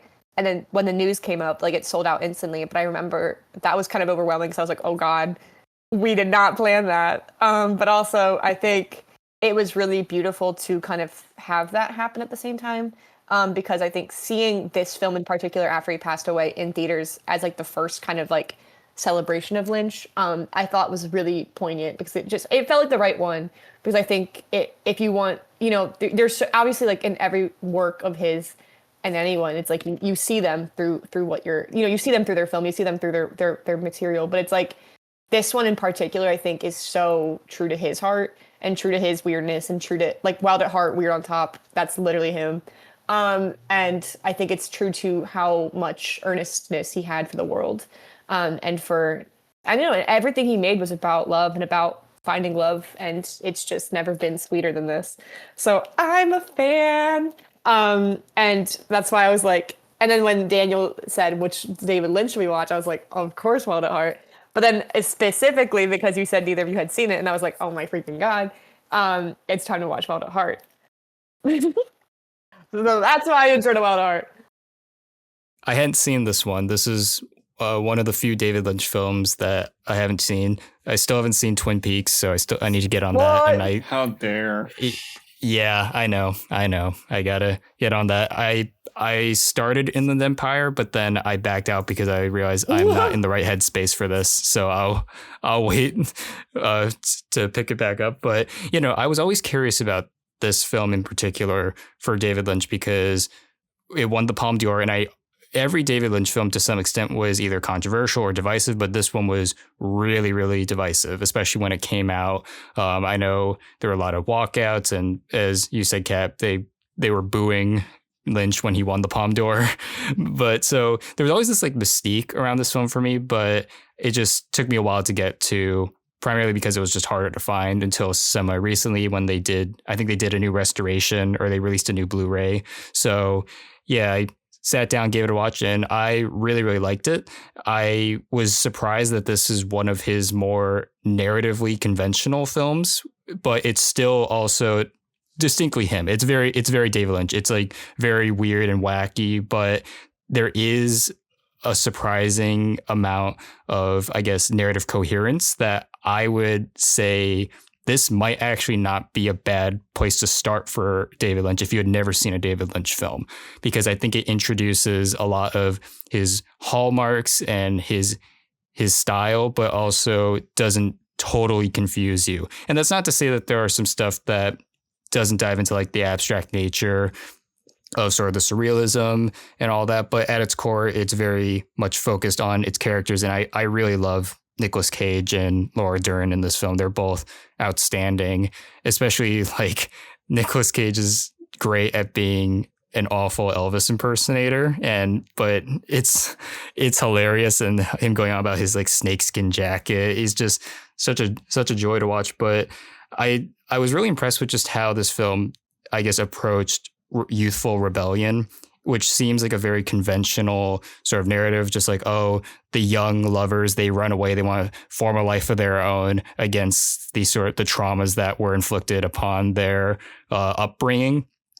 But it goes in different directions where it does have the darkness in the film is really, really disturbing and serious, but it doesn't feel like Lynch is just doing that just to be like a provocateur or shocking. There is a method to it.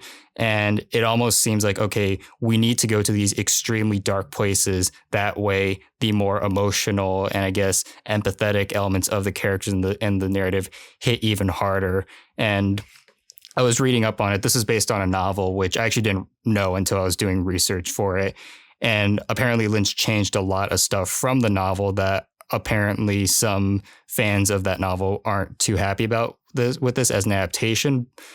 And I could see why Lynch changed that, because it almost goes to show that he sees something within these characters that is way more, I guess, soulful, and shows that there is almost like a good side to everyone, hence like a lot of the Wizard of Oz allusions, which I find interesting. However, if I did have a slight criticism with the film, I think some of them went a little too far, the Wizard of Oz references. Like, I get that's meant to be more thematic and stuff, but when they're outright saying like, oh, when they mentioned the Yellow Brick Road, or it's like Toto from the Wizard of Oz, the dog, when they're being that overt, I wish the film was a little more subtle in that regard, but that's just a personal grievance of mine. But otherwise, I found myself enjoying it a lot. And as of now, it's pretty early on. This might be number 3 or 4, honestly, for David Lynch for me. It's up there, and I really, really liked it. I'm glad I finally got to see it.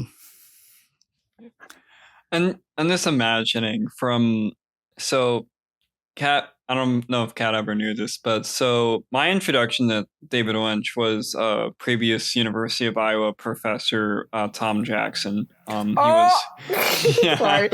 yeah, because so I was one of my first film classes at the time, and I knew of David Lynch. I mean, I think how couldn't you? I mean, I think the dude was such a prominent figure in the film industry, not just because of like, the fact that he's up there probably with some of the best directors ever, but more that his style is pretty much all of his own. Like, I think any type of horror film you see, or any type of like thriller you see, or any concoction of like, sort of romanticism and, surrealism you see is because of David Lynch. And my introduction to him was like Mulholland Drive, which was a very ambitious pick for like the first David Lynch film to see.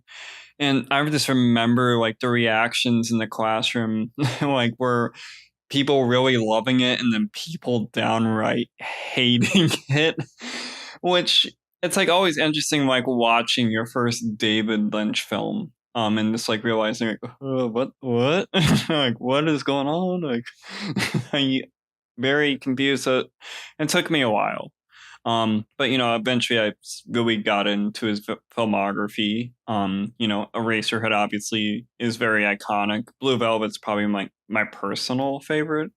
And I did recently watch like the first season of Twin Peaks. I still got to jump in on the second one, but it's just queer passion that David Lynch has for a lot of these projects, even if they're like a little absurd, which that's David Lynch for you. And so, but Wild at Heart's like one of my big Lynch blind spots after Fire Walk with Me, just because I still got to finish Twin Peaks before I want to watch that. But it's like I've always been interested in it, and I love Nick Cage. He's, whether he's good in a movie or bad in a movie, he's always very entertaining. And I mean, he's entertaining in this film. David Lynch knows how to use his Cage man.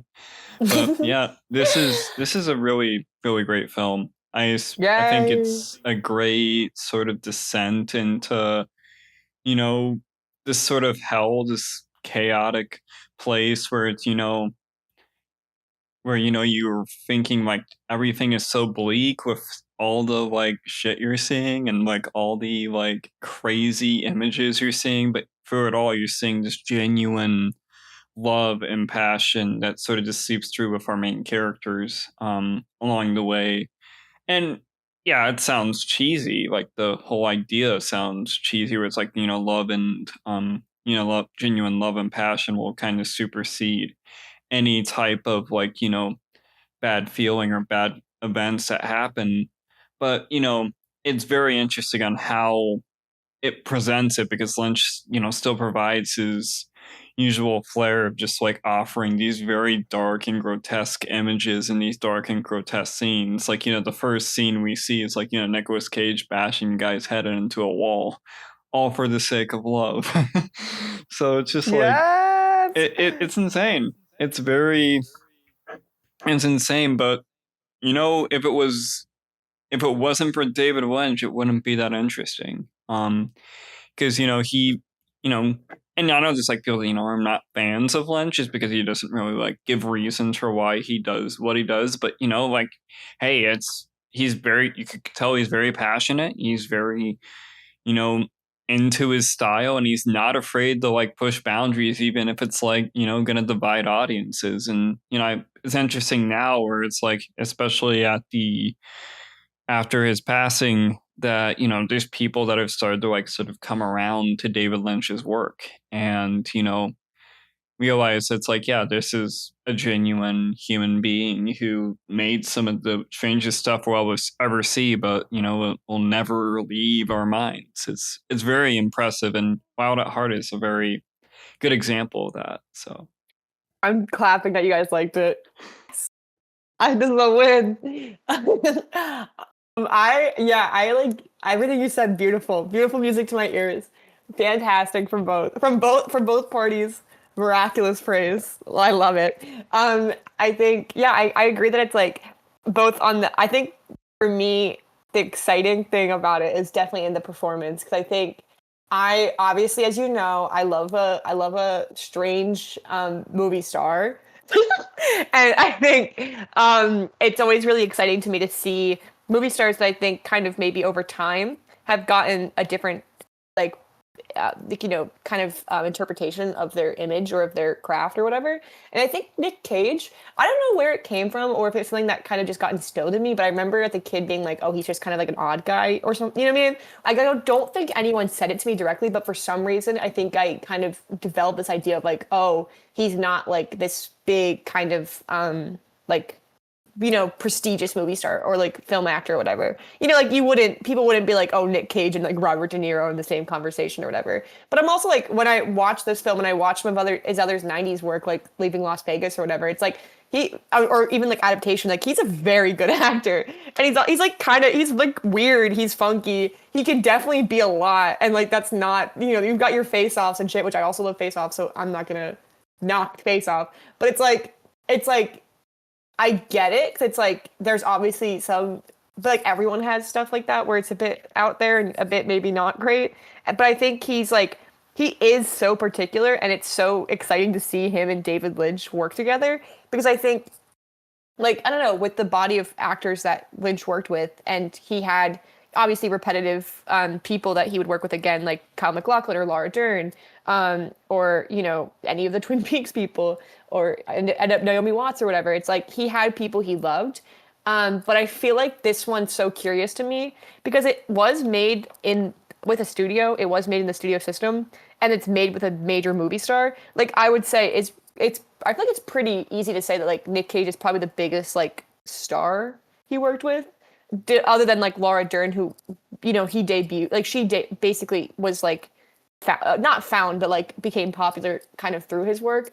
And same thing with like Kyle MacLachlan. It's like he is kind of the biggest like Hollywood star, I feel like, that he had in a film. I guess he did have Bill Pullman, but that's different. He's also interesting in that. But I feel like Nick Cage is in his own kind of field. But it's like, it's so cool to see him in that mode, because I obviously just love to see how directors interpret movie stars and interpret the image of a movie star. And like, it's the way he uses him here, that he's kind of dopey. He's kind of, like you said, he's punching and killing people in like the first 5 minutes. Like, he literally like shoots a guy in the first like 5 minutes of the film. But it is like, you never don't root for him, even though he's like insane. And he's like, but because you just believe he's so in love and he's so like true to what he's doing. And he's kind of a gentleman. He's doing this Elvis thing. He's singing Elvis, like Love Me Tender. Beautiful use of that song. Gorgeous use of that song. Oh my god, I get like, my skin's like I have goosebumps thinking about it.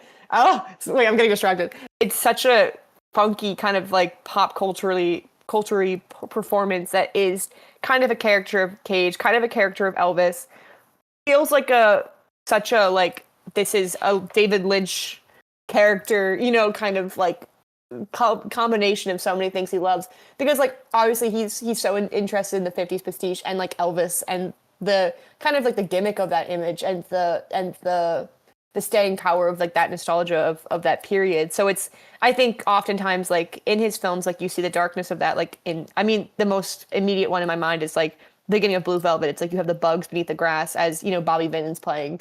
And it's like, this is like, you know, the underbelly of suburbia. And it's like here, yes, again, like you said, Matthew, like there is a lot of darkness in this film. And when you get into those moments, you feel the soberness of that and like the intensity of those emotions.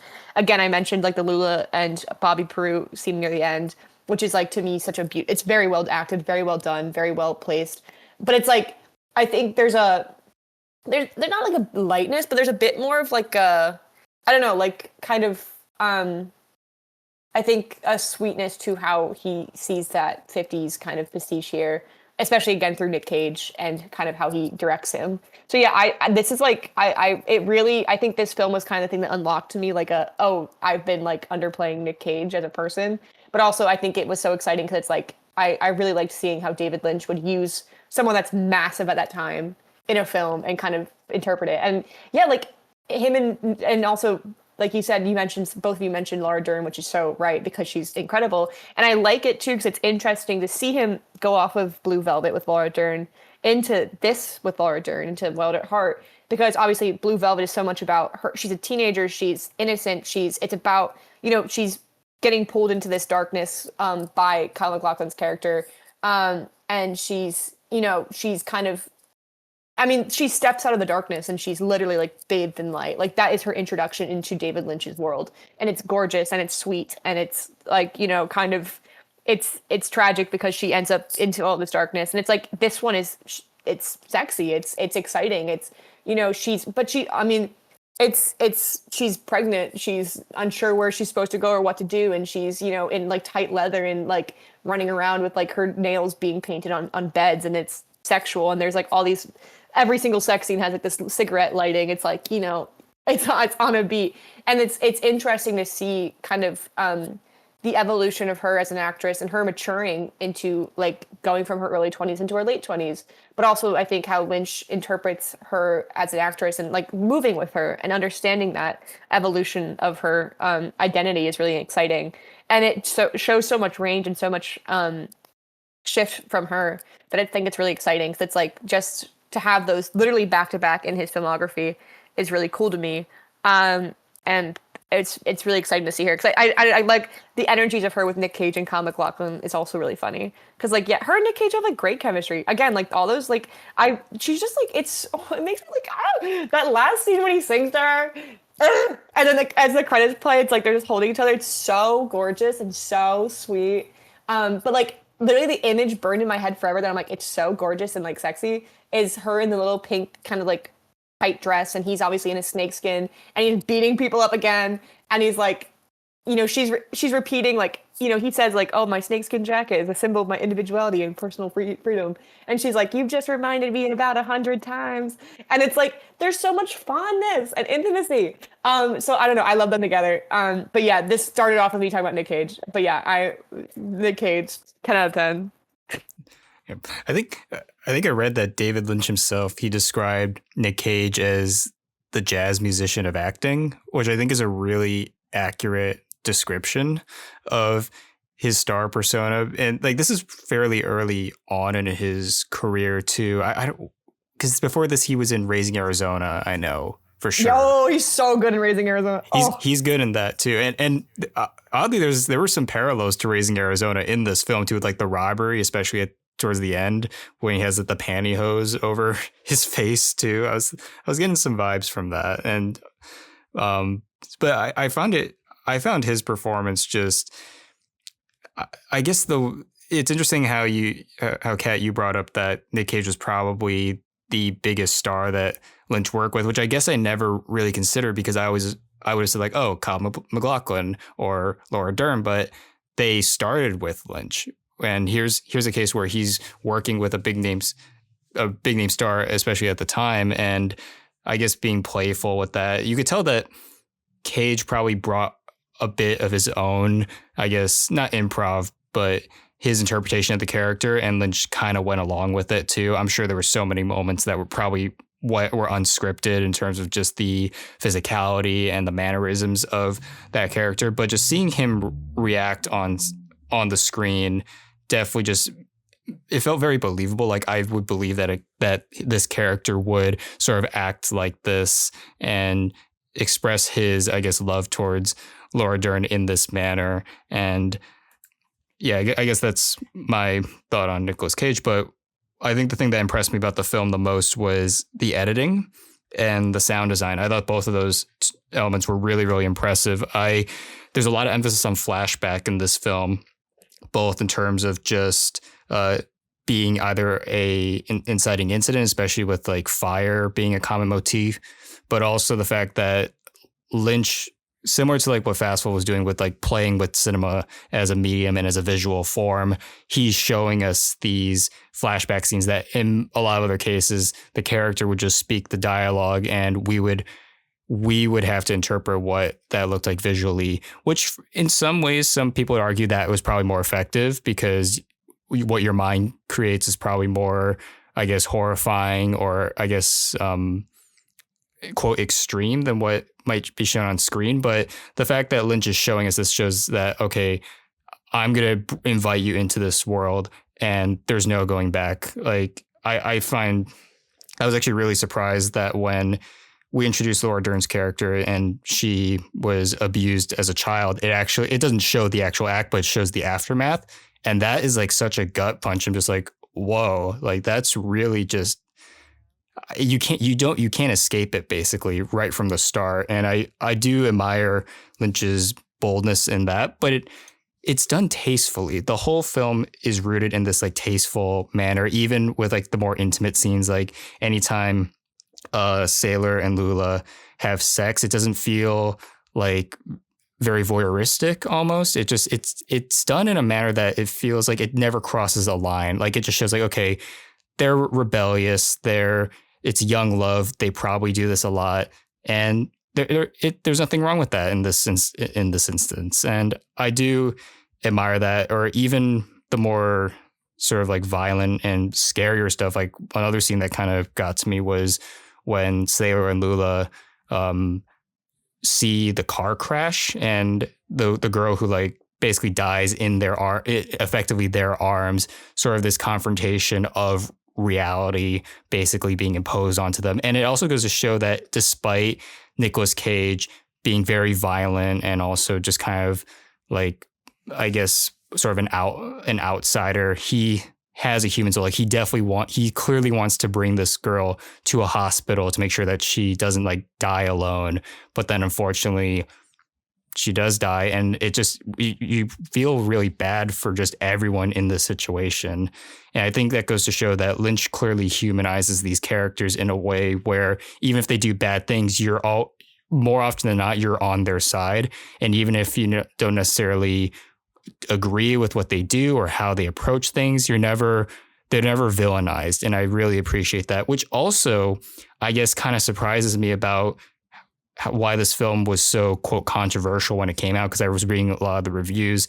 People were saying like, oh, it was too extreme. It was basically too much. But I was thinking it's not like the film is necessarily condoning what they're doing. Like they acknowledge that they do bad things, but there is like purpose and there is a lot of humanity to the characters. So that's why I really latched on to the film more emotionally than I was expecting. Like it's not just like, oh yeah, violence, oh yeah, sex. Like that's not the point. Like there's more to it, and it's enriched in, like you were saying, the American culture of the 50s, this sort of pastiche of American nostalgia, which Lynch obviously has an admiration for. It's seen all throughout his work, but he's also using that to subvert the, I guess, comfortability of American society and just that nostalgia. We associate that with being more happy or carefree, but then turning it up on its head when we see like this really graphic torture scene or just blood on the side of the road. Like it's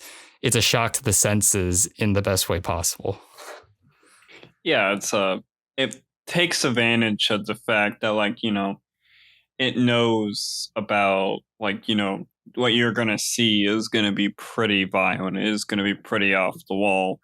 But it's sort of like trying to find a way to, like, show you through all like that chaotic, all this chaotic imagery and all these chaotic things happening, that there is like genuine humanity in this world. Like, I think the only two characters or maybe even like four, I guess, in some instances, like we do get some sense of like relatability with Diane Ladd's character, but I think it was oddly enough, like, outside Cage and Dern, it was Harry Dean Stanton as Farragut, because like, he's sort of put into like a rough situation, but you kind of see where it's like this genuine humanity, and this humanity just seems so lost in this film. I mean, especially like the detail of like, how Lynch uses like the hotel staff in the film, where like they're all like, seniors and really old guys, and but they all seem very confused. I mean, and part of it's like, some good comedic levity, just like watching an old guy in the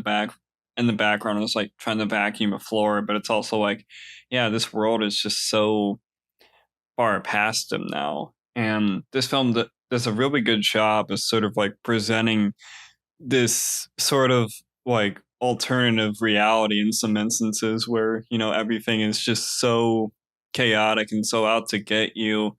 And through it all, we just see like this relationship between Sailor and Lua be like tested in some cases, and obviously with the inevitabilities that what could happen when they get a kid, or what could happen, what type of world are they going to bring their kid into. But there's a lot of dilemma that they deal with at the end of the day. But I think it's cheesy to say like, yeah, I love triumphs overall, but you could tell Lynch like wanted to create something that was like rather genuine there.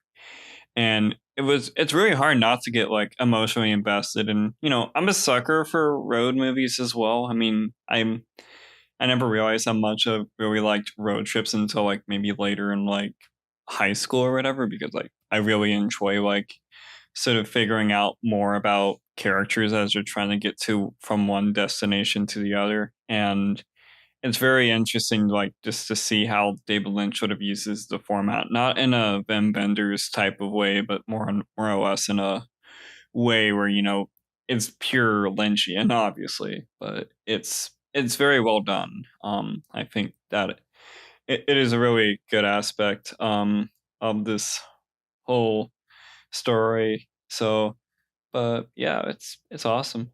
So yeah, really good story there.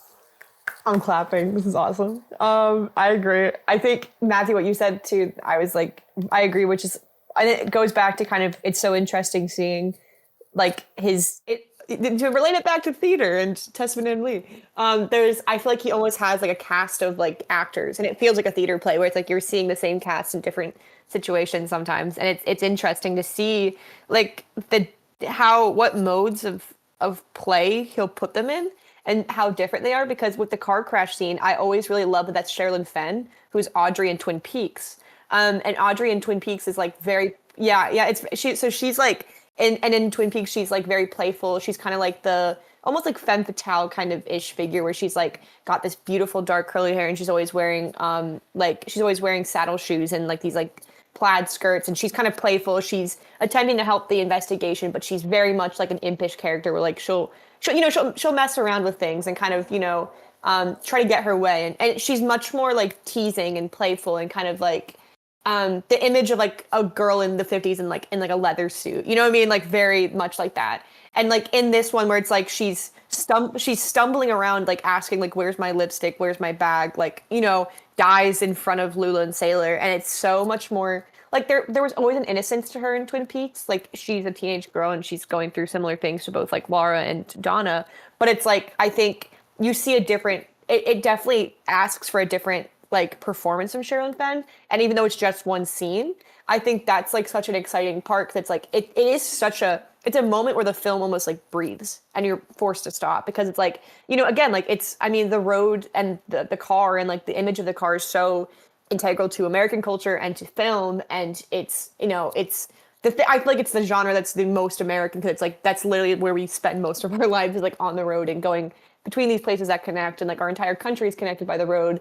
And everything's about, can you access something mobily? It's like to have this car crash at the center of it, and to have a person from a common like Lynch what's it called, like collaborator that he often works with. Like it's such a really standout moment. It really is. It's a great scene, and it's like it feels like a set piece almost. Where you're just like, this is you can't look away, even though it's so devastating. And I also just I love the way like Lola and the girl interact in that scene.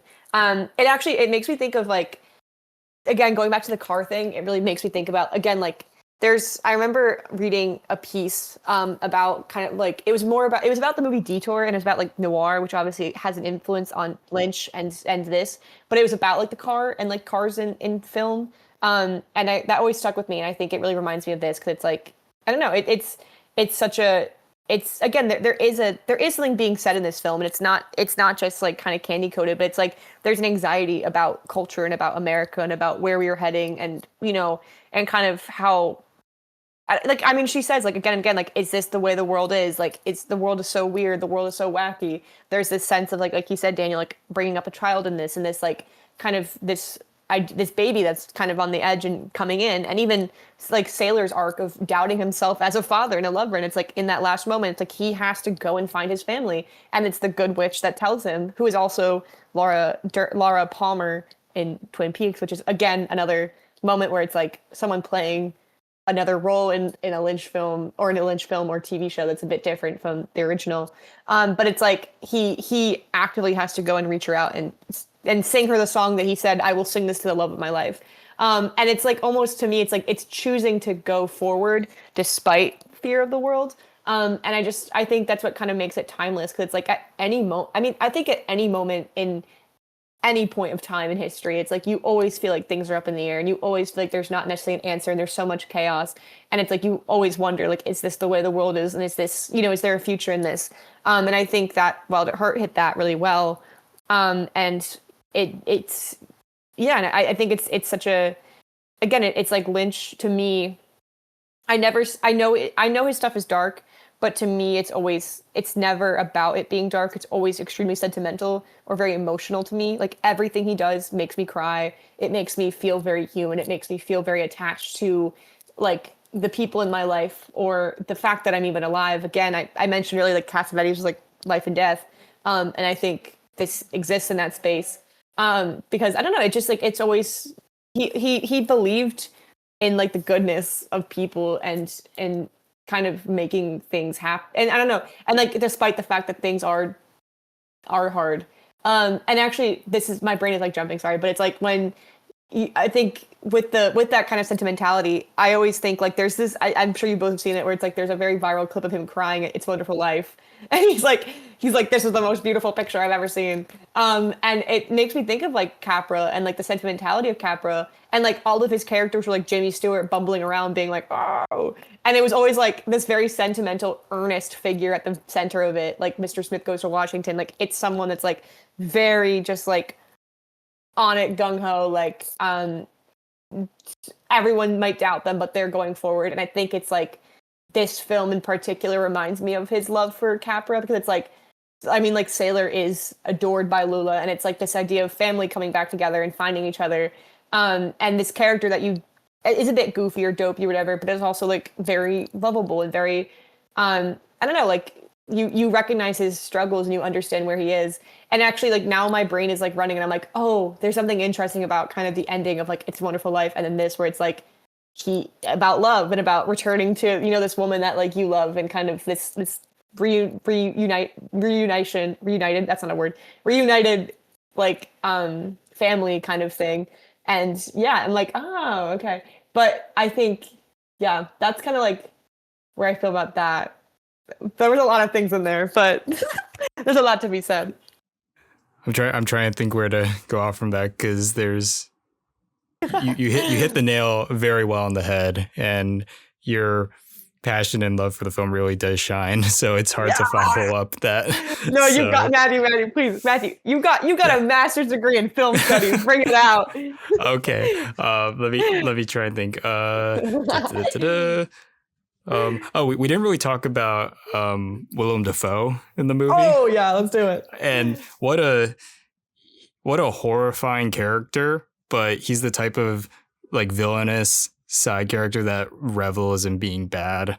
And I guess another thing too that was kind of surprising about the movie as well, given its reputation, was that it's a lot funnier than I thought too. And even when like that one scene of Willem Dafoe and Laura Dern in the hotel room is just, it's so uncomfortable and it's so just like, it seems like something that you shouldn't be watching just because like it's behind closed doors and it's such a awful act happening. And it ends with he's just like, oh, someday I will, but I gotta get going. And he says it in such like a lively, like jovial way. And you almost feel bad for laughing because it's such a shift in tone, but it works on like this level of like dark humor too, with just how absurd this world is. And that's another thing about the film that really plays into Lynch's strength, is that it does appeal in this sort of like this wacky, flexible reality almost of just how strange the world is, but it's still quite grounded at the same time, because it's, you almost see this him like bridging the gap between this and like Mulholland Drive. That's why I find this film particularly interesting within Lynch's filmography, is that it's almost this like bridge, he's bridging the gap. And while I haven't seen Twin Peaks, I can't really speak for that, but it does seem like after this era he really shifted, because correct me if I'm wrong, after Twin Peaks his film after was Lost Highway, right? Yeah. Yeah, and that film is also quite abstract too. So it almost seems like this is the end of an era for Lynch in a way, and I find that kind of fascinating. Yeah, and it's like, Lynch, it's like, it's clear that it's odd because, I think everybody just associates Lynch a lot with like, just the absurdity. But then you kind of like think about like early in his career, like what, of course, Eraserhead, like, was, the big dip into the Lynchian vibes. But, Elephant Man, like, great film, but it's like, you can tell that it was sort of like a film that is probably his most accessible out of all of his work when you get down to it. And then, you got Dune, which nobody likes. Yo. Yeah, and then you have and then after that was Blue Velvet, which, most, including me, like consider this to be like his best like film. And then like, after like Wild at Heart, it's like, he just sort of goes back in, he just sort of dives deeper into more of the absurdist, like, and surreal nature of storytelling. And, that's all sort of hits its peak with like Mulholland Drive. And so it's very interesting like to see his progression as a filmmaker. And because I think like, like we kind of, it's like, like watching Wes Anderson. It's like, oh, it's like a style that, remains all the same, but there's still a bit of a progression in the stories that, he's wanting to tell. So it is very interesting just to see how like these filmmakers just sort of grow into these styles, even to the point where it's like you never like you start just noticing like how more wacky and absurd things go, which is pretty interesting. Another like thing, I guess, man, I don't think we tapped on it too much. I mean, no, we were interrupted because my sister's cat came in my room and now she's trying to get into my dresser drawer right now.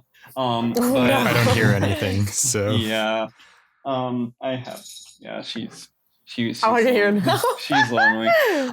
But yeah, but initially I don't think we talked too much about Diane Ladd in this film, because this was, yes. she got an Oscar nomination for this role, and she's really good in this role. And yeah, she's the mother of Laura Dern. And she really does a good job playing the overbearing parent. Like just the constant phone calls, just like the obsession of the fact that she's with somebody that is sort of a bad boy, and it's like even to the point where she's trying to seduce him. It's crazy, like how Diane Ladd just sort of just transforms in this role. I mean, I know she passed away rather recently, if I'm not mistaken, but she really like goes like all in on this performance. And yeah, you like see those moments of like real humanity and romance between her and Harry Dean Stanton too, and just sort of how genuine it is. And of course it all sort of gets derailed I mean, she brings in somebody that like is a little more like has an animosity toward Johnny in this film, and more like you know sadistic tension like intentions that make Sailor look more like humanistic in comparison. So it's very like well done and like how they sort of use this character, and Diane Ladd just not afraid to like really not to go all in. Like, I mean, just the scene where she's like rubbing lipstick all over her face is like that is such an insane image. Like, and I mean, it's a great performance. Like, I mean, the fact that both her and Laura Dern are actually mother and daughter in real life, it really makes it pretty interesting. It's like it's a very good juxtaposition, and how they both sort of play these roles. That, I mean, I'm pretty sure they were never like this in real life, but it's pretty insane that they really went all in these performances. And Diane Ladd, I think, is my favorite one on that one. She's amazing. I agree. It's so exciting to see him work with like mother-daughter.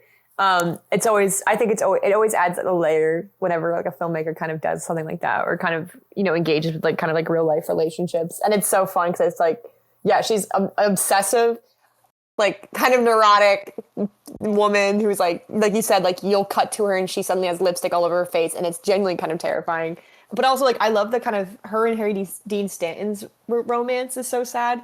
Because it's like, even when you compare it to like Sailor and Lula, and it's like they are able to kind of, actualize their relationship, and they end up together, and they have this freedom of being together.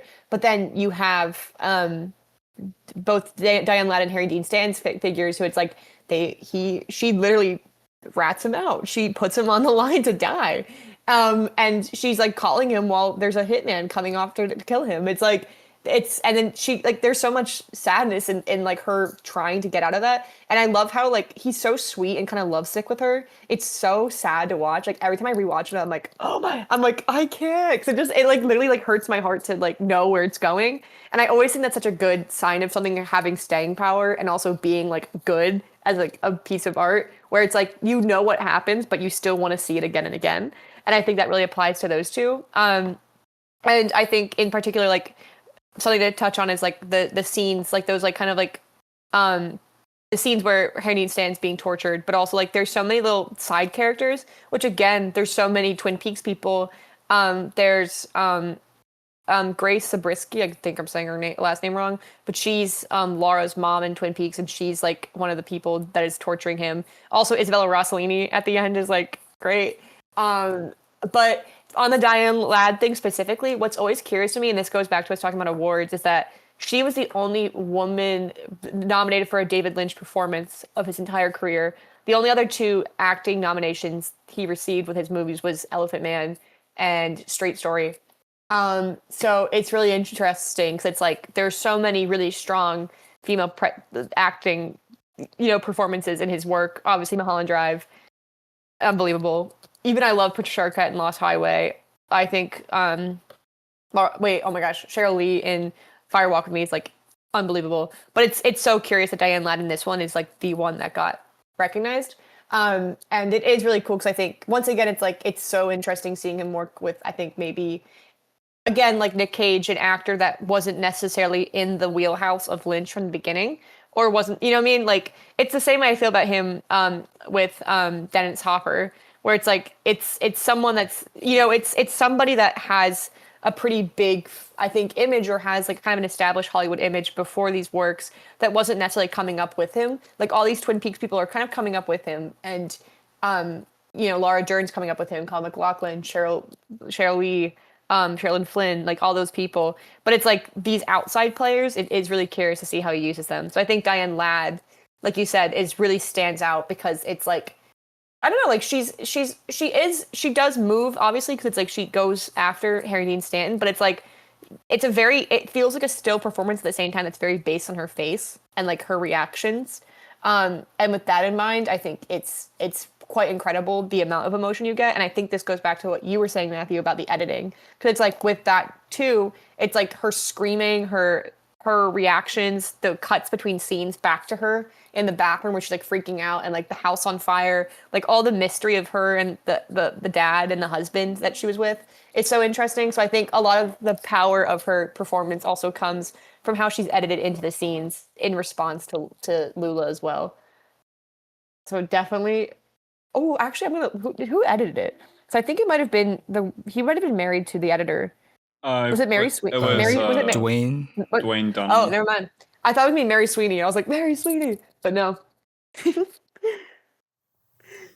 I also thought Crispin Glover was Yes. really interesting in the film, because kind of going off of what you said about just not necessarily like A-list stars, but established actors working with Lynch for a supporting role. And in the case of Crispin Glover, very much supporting. He's only in it for one scene, yet despite that, I think he's higher billed than Diane Ladd.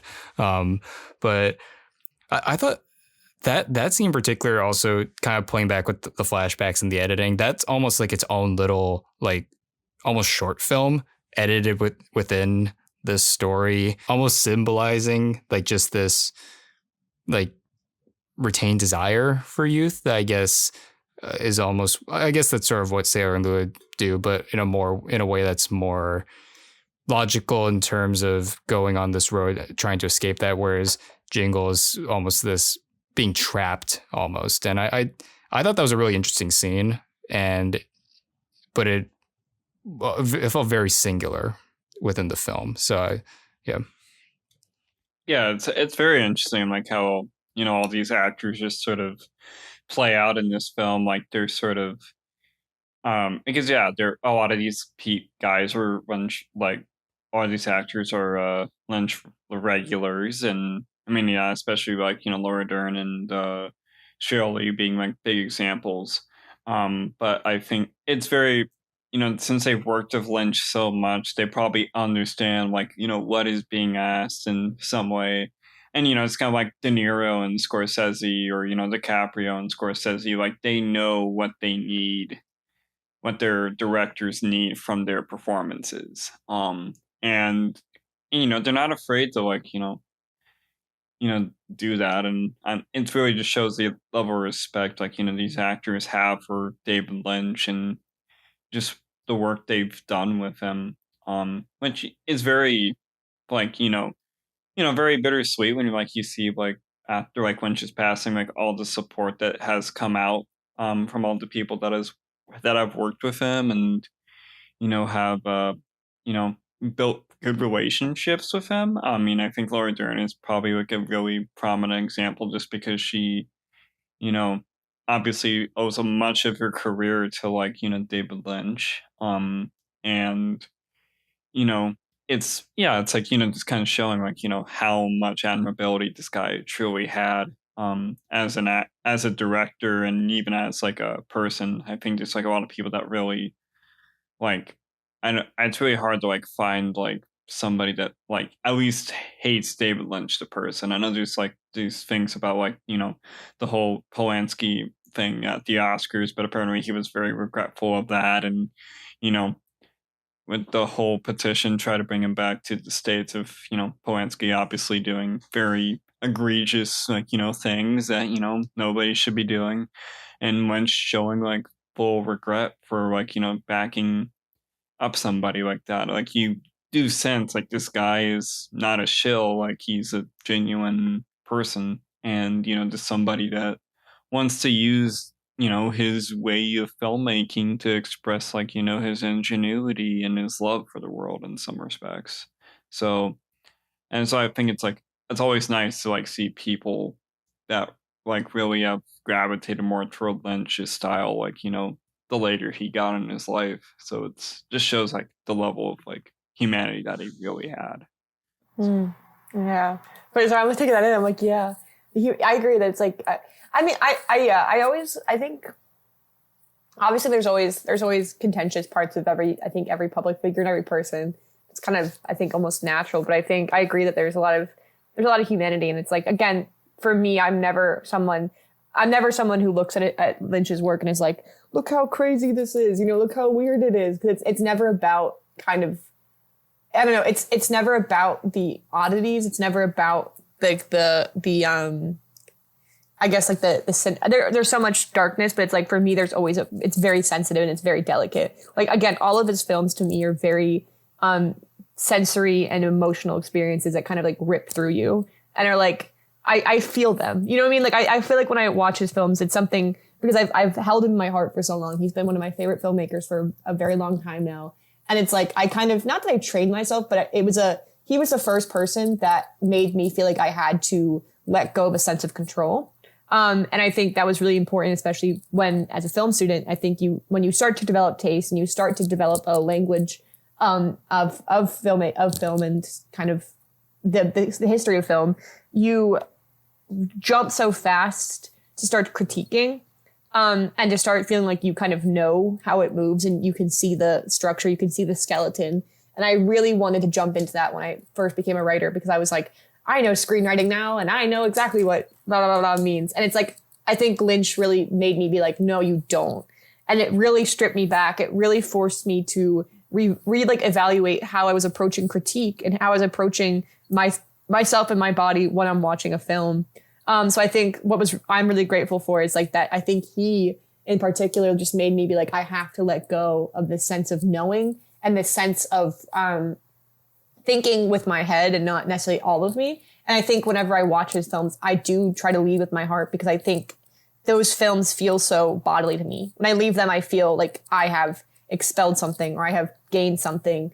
And sometimes it's a complete release. Like Mulholland Drive is so devastating. It makes me cry. It's a love story that's tragic. And it whenever I leave it, I feel like there is a weight. But when Wild at Heart is almost the opposite, where it feels like cathartic. It feels like something has been taken off because it is a love story that's fulfilled. And you see generations, like I said, like you see a failed love story, and you see a love story that's complete. And I think you're right that it's like there's a humanity, and even in Blue Velvet, it's like that's a movie that has the darkness that's shown, and Lost Highway, which is a little bit more like very very twisted, but it's like they're kind of, I think he always does hold on to this sense that there could be something more. And I think this is probably the most actualized it becomes, which is something to be said. It's like, I think it's to me, I said it before, but I think it is his most romantic film. And I really do love his like 90s period. Cause I think this and Straight Story, which I think is as underrated as this one, is also one that I think is really beautiful for performance and for his contemplation of character and of like kind of like what he stands for and what his values are. So I definitely agree that there's a lot of humanity. And I'll remember it in a second, but it was something related to what you said, Matthew. So I'm gonna remember in a second. Yeah, I everything that we've been saying about how just there's humanity, it's sentimental, it's soulful. I just find that so fascinating that this film in particular was just derided upon its premiere. Like that, I was looking at like reviews. It wasn't like universally hated, but it's still just, I find that very fascinating that there's other David Lynch films that may be equally as soulful, but also are way more, I guess, extreme in terms of diving into just sort of the disturbing and almost, I guess, deconstructive nature of it. But here it really leans into the romance, the character, and that sentimentality as well. And I was just kind of thinking, I wonder how the film would have changed Lynch's career if it were more well received. Like if the critics, let's just say, got it when it first came out, like what would we have even seen him do something like Mulholland Drive? Would he have been, I guess, more overtaken by the studio system? Because I know he obviously didn't have control of Dune, and that was sort of him rejecting, I guess, okay, I'm never going to do this type of film again, but maybe he would have gotten more funding to produce another project that sort of fulfill both sides of like, oh, it's artistically gratifying, but it could be not a crowd pleaser, but it could hold its own in the theatrical market. Because it feels like this was, I kind of alluded to this, or was almost a turning point for him transitioning more towards a more abstract but also equally emotional label, but that also kind of made everyone seem like, oh yeah, Lynch just makes weird movies, which is obviously not true. He's not all just weird. He does have humanity and a soul behind it all. Yeah, and he's and I think it's like at the time people sort of like saw him as very like provocative, which I mean his stuff is still provocative. Like I think like you could show this to the average like moviegoer on the street who have never heard of David Lynch, and they'll be very off put by like what they're seeing. Um, and but I think that just shows that film can certainly challenge people and do things in that way.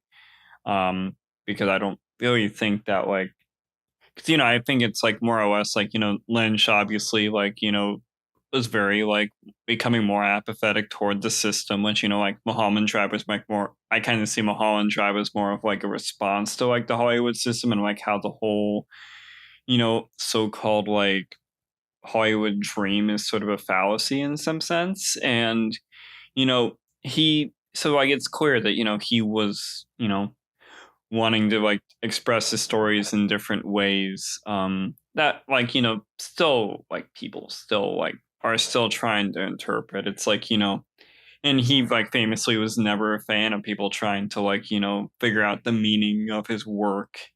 But I think it's more or less that we find our own meaning through his work by ourselves. I mean, I think like I gravitated toward Blue Velvet a lot just because like the story is very emotionally charged, and it's about, at the end of the day, it's about a mother like trying to reconnect with their son, or just sort of like this loss of like childhood in some instance, or trying to like try to find that relationship and be able to make it work in a realistic way.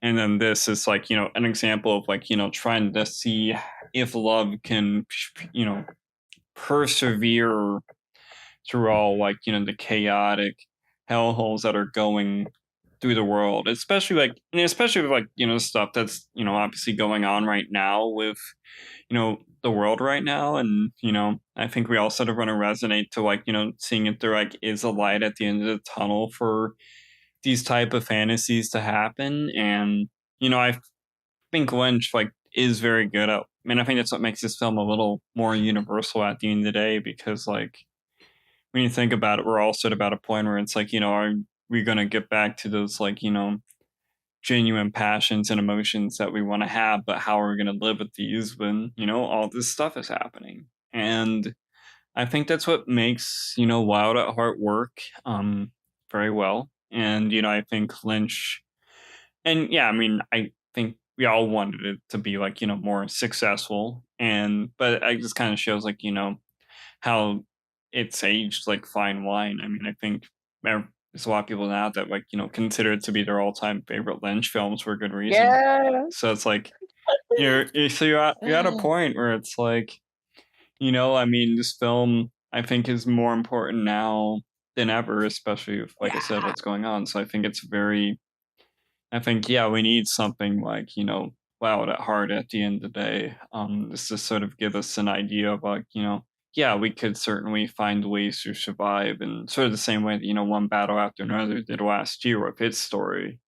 So I think there is a way to sort of make this type of story work, especially in the modern era. And Wild at Heart resonates enough that yeah, it's certainly going to be remembered for a long time.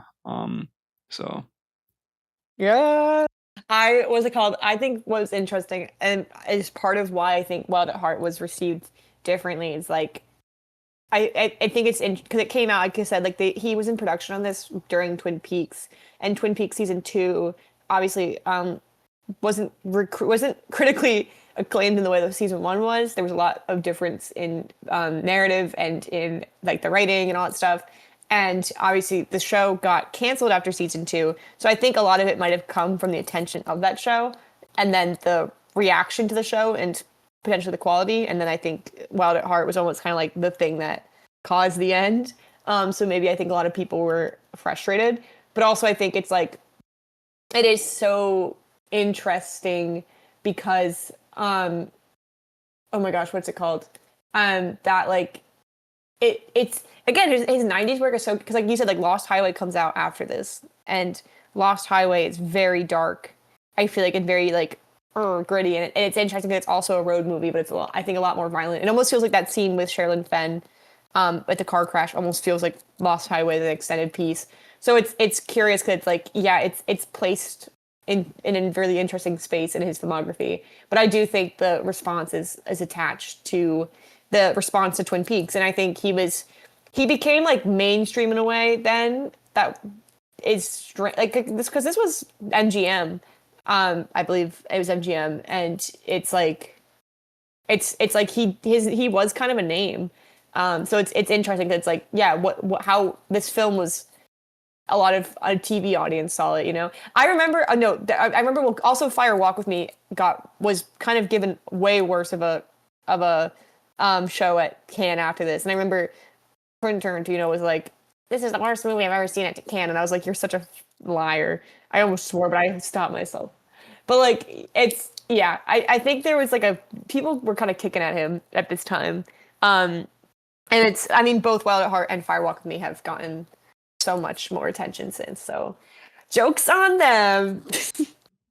Yeah, I'm reading the Wikipedia right now. I think the author, I'm just going to read this one section because I think the author remembered that there was a quote, prevailing mood that the media was hoping Lynch would fail. And his quote was, all kinds of journalists were trying to cause controversy and have me say something like, this is nothing like the book, or he ruined my book.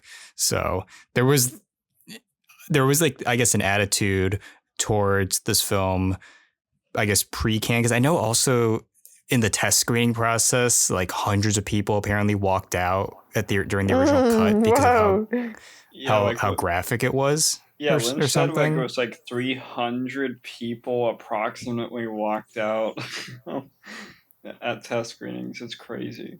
That's insane.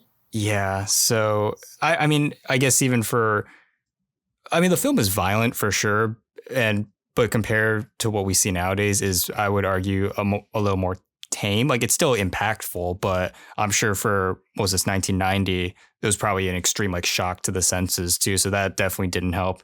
And yeah, knowing that this was a controversial Palme d'Or, when I couldn't imagine being David Lynch returning to Cannes to premiere Fire Walk with Me.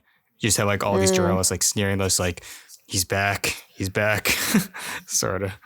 So it just shows the level of, like, reputation he had at the time. And I think it's like, maybe there was part of the film industry that just was not ready for David Lynch. And because, I think everybody was so used to, like, the Spielberg stuff and Scorsese's work. And because, those were, and not to say, Spielberg and Scorsese were never provocative. I mean, you could say, like, just parts of Schindler's List that could be that way, or Goodfellas. But, there were definitely much more, like, safer options compared to Lynch. And, Lynch, like, was in his own bubble. I don't think there was ever really going to be a filmmaker that was ever going to be like the guy. Because, and that's very respectable. It's, I think you want to have a filmmaker like that. I mean, I think the closest we come to, and I know you mentioned him, was Tarantino. And, like, yeah, there's a lot of things we don't like about Tarantino, but Tarantino is sort of unapologetic about the way he makes his films. And, he's not afraid to, like, push boundaries. But obviously different types of genres and, different types of sensibilities. I mean, I think, Tarantino's probably done way worse than Lynch has. But I think there is a, respectability you have for Lynch that, he's in his own bubble, in his own echelon. I don't think anybody can really, like, compare, even if people get inspired by the guy. It's like, how can you really replicate what he's done? I mean, only one who could understand David Lynch's style of filmmaking is David Lynch's, and is David Lynch. And so I think it's very interesting to see, how ahead of its time it was. And this reading through the history is just like, how David Lynch's, like, filmography was received. And, now, like, everybody respects the guy, and, people I mean, it's where stuff's taught in film schools. That's how I discovered him. Full circle moment right there. um, so it's like I think it is very like understandable, and especially like what you were talking about, Kat, where as a film school student or somebody like learning film, it's good to sort of dive into Lynch's work just to show like, yeah, you don't need to like be conformed to like a certain type of thing like every like a Marvel film would be, like you don't need to be like, be sure that everything is like this way. You could make what you want to make in the way you want to make it. And I think David Lynch like, has proven that through like all the films he's made. Maybe not Dune, but I think everything that he's made has been pretty much like his own stamp, his own staple. I mean, even as successful as like the Elephant Man is, it's like you could still say it's like, yeah, this is David Lynch. Like you could tell.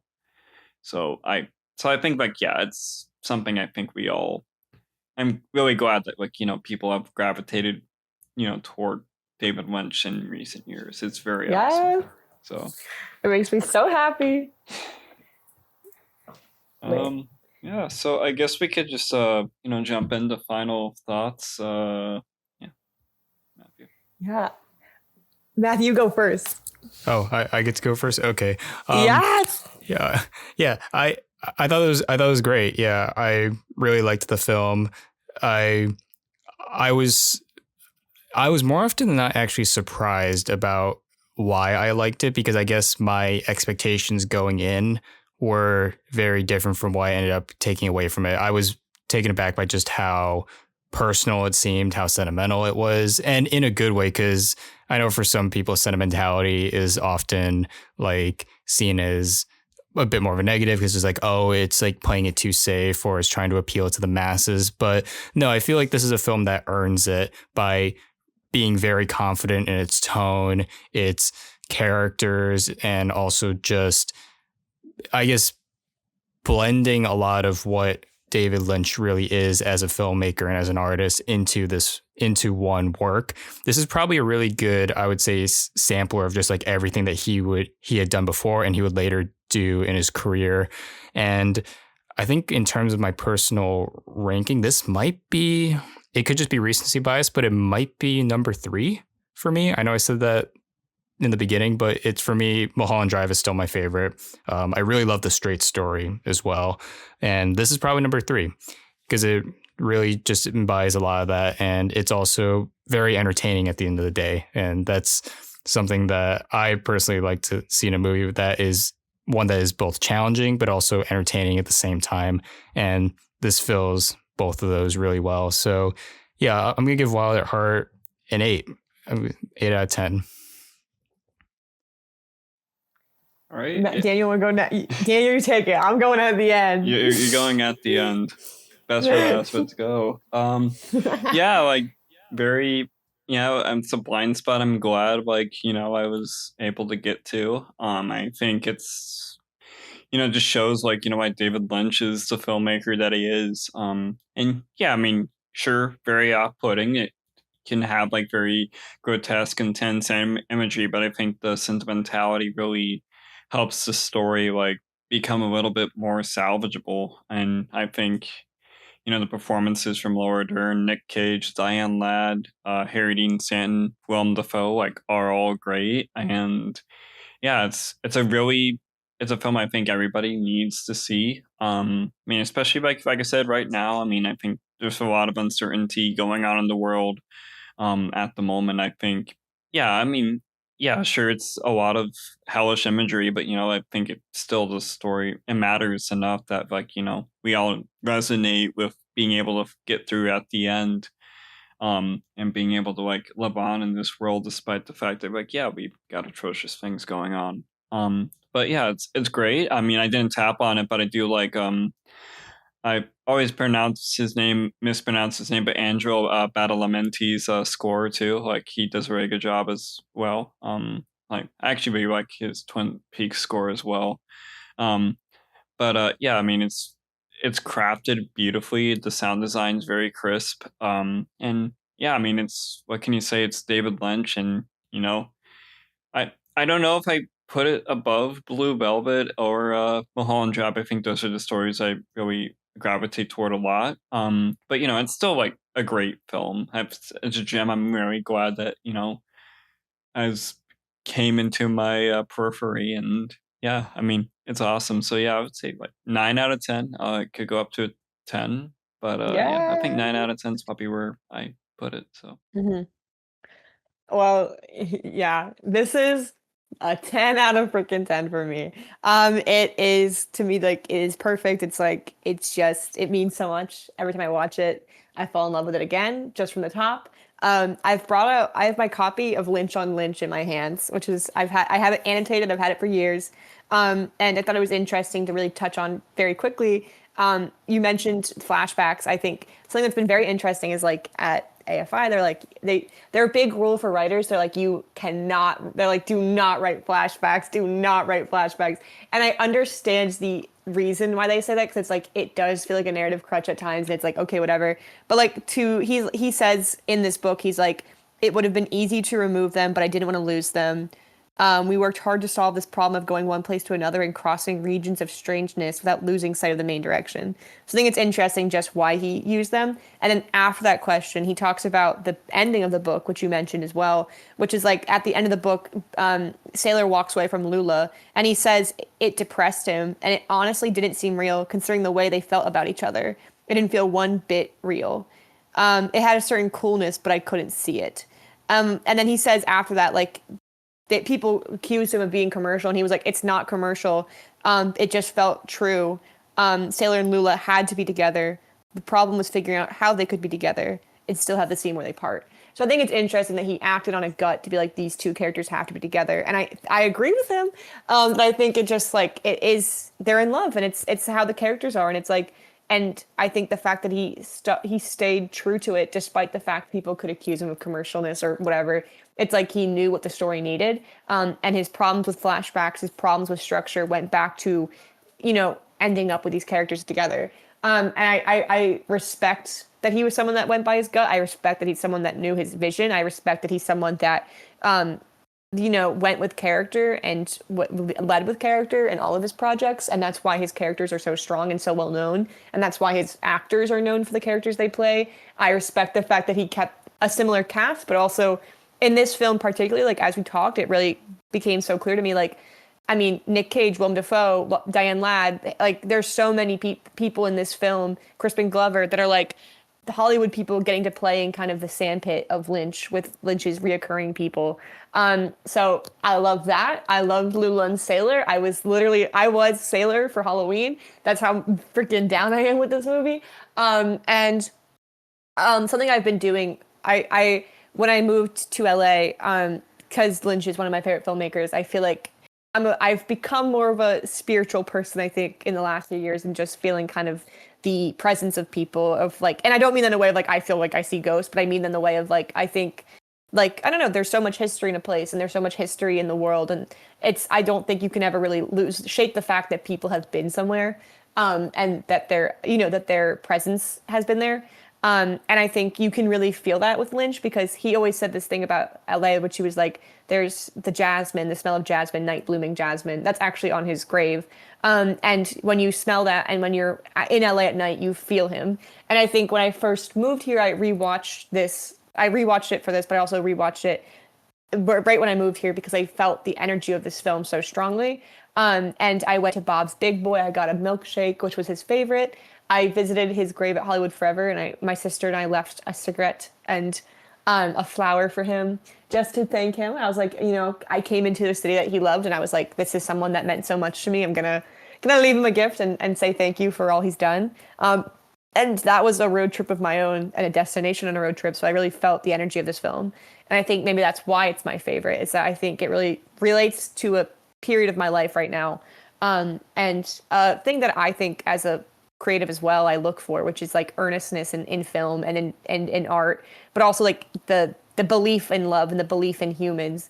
And this all goes back to the fact that I think his passion and his love for like Frank Capra, who him and Cassavetes both said is the most like human American filmmaker, and I would say he held on that legacy strong because I think Wild at Heart has that same feeling for people, that same want for people to be together, that same like interest in American culture and how we operate within it. So I just think it's perfect. And I will in my head for all my life always replay the final moments of this movie and how I saw them in theaters. And there were tears in my eyes, and it was so beautiful. And I was like, this is why I love this medium and why I want to do it. So he is a constant reminder of that. And that is why it's a 10 out of 10. Boom.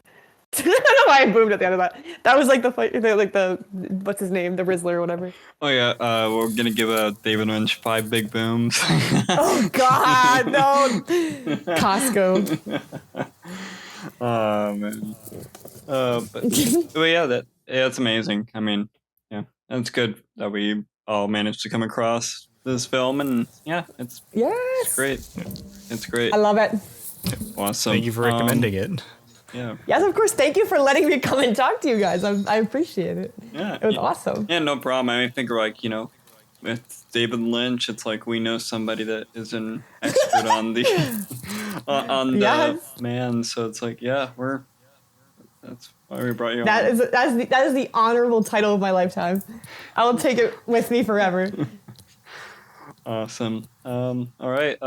Yeah, host direct Matthew. Oh yeah, it is my turn.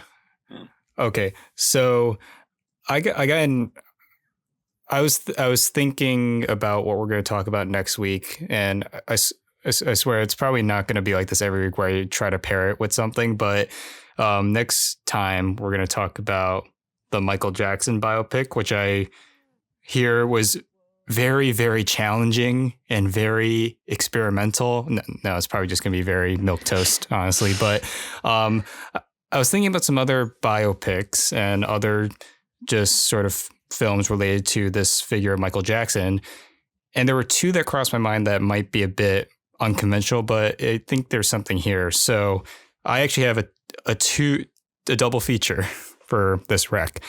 And the first is not a film, but it is a Michael Jackson project that, if I have my timeline correct, probably happens around when the Michael Jackson biopic will like take place. And I see it as bridging almost a gap between two different eras and also showcasing the peak, not the peak, but like a very high point in Michael Jackson's stardom. And that is a unique project from director Francis Ford Coppola. Oh. And that is Captain EO. But Disney, right, yo? a Disney 3D film. But wait, there's more because it's a short film. I don't think there's going to be enough to talk about for a full discussion to pair with. So then I was thinking about some other films, and there was another biopic that a lot of our friends from Iowa claimed was the best biopic ever, and is one that I have never seen before. And I've always been curious to check it out. And that is called Superstar, the Karen Carpenter story. Oh, that's great. Yeah. Oh, yo, I actually have you seen it? I have not. I know of Karen Carpenter. That's a great movie. Yeah, my mom used to play her music a lot growing up. Long car rides, Carpenters. Okay, you can't go wrong. But I had actually, honestly, I gotta be honest, I have legit did not know this film was even out. It's quote out, and by out, I mean online. Like it was not officially released. So yeah, it's like Todd Haynes's like MFA film. It's awesome. Oh yes. Oh boy. Is it another in an archive feature? No, it's actually on YouTube. Okay. Yeah, gotcha. Both of these films are on YouTube. So yeah, the first double feature rec for the podcast, pretty crazy and different. But yeah, Captain EO and Superstar, based Karen Carpenter's story. Yeah, it's gonna. I gotta be honest, Michael Jackson. I mean, I've listened to that man's entire discography, and I gotta tell you, I'm gonna feel very exhausted by the time we're all done watching these. Just because the figure himself is so exhausting to like talk about. But oh boy, but yeah, if you want to hear us talk about Captain EO and Superstar Karen Carpenter's story for the next episode and don't want to get spoiled, watch the films before the next episode, which we release every other Monday. So it'll be 3 Mondays from now, technically. And if you haven't already, you can follow us on social media. We got Instagram, Letterboxd, and Twitter. And if you're on Spotify or Apple Podcasts, feel free to hit us with a follow. And if you're listening on YouTube, feel free to hit us with that like, and that subscribe button. And of course, ring the bell for notifications. Ring the bell for notifications every time we release another episode. But yeah, Kat, do you have like any social media or anything you want to plug at all? Oh gosh, I don't think. Well, I have Instagram. It's Kat Trout, my name. Letterboxd, same name. Substack, same name. Everything's the same name. Yeah, I think that's all my stuff. But I'm excited about this episode you guys are planning. I'm like, Todd Haynes. I love it. Yeah, it's gonna be awesome. Yeah, it's gonna be awesome. But yeah, we'll have all those links in the description to those accounts. But yeah, and that is basically it. You guys have a good rest of your evening. Happy belated birthday to you, Meg. Her birthday is on 4/20. Happy birthday. Oh, happy birthday. Yeah. Yep. Yes, thank you for having me. Woo! Awesome. I love it. All right.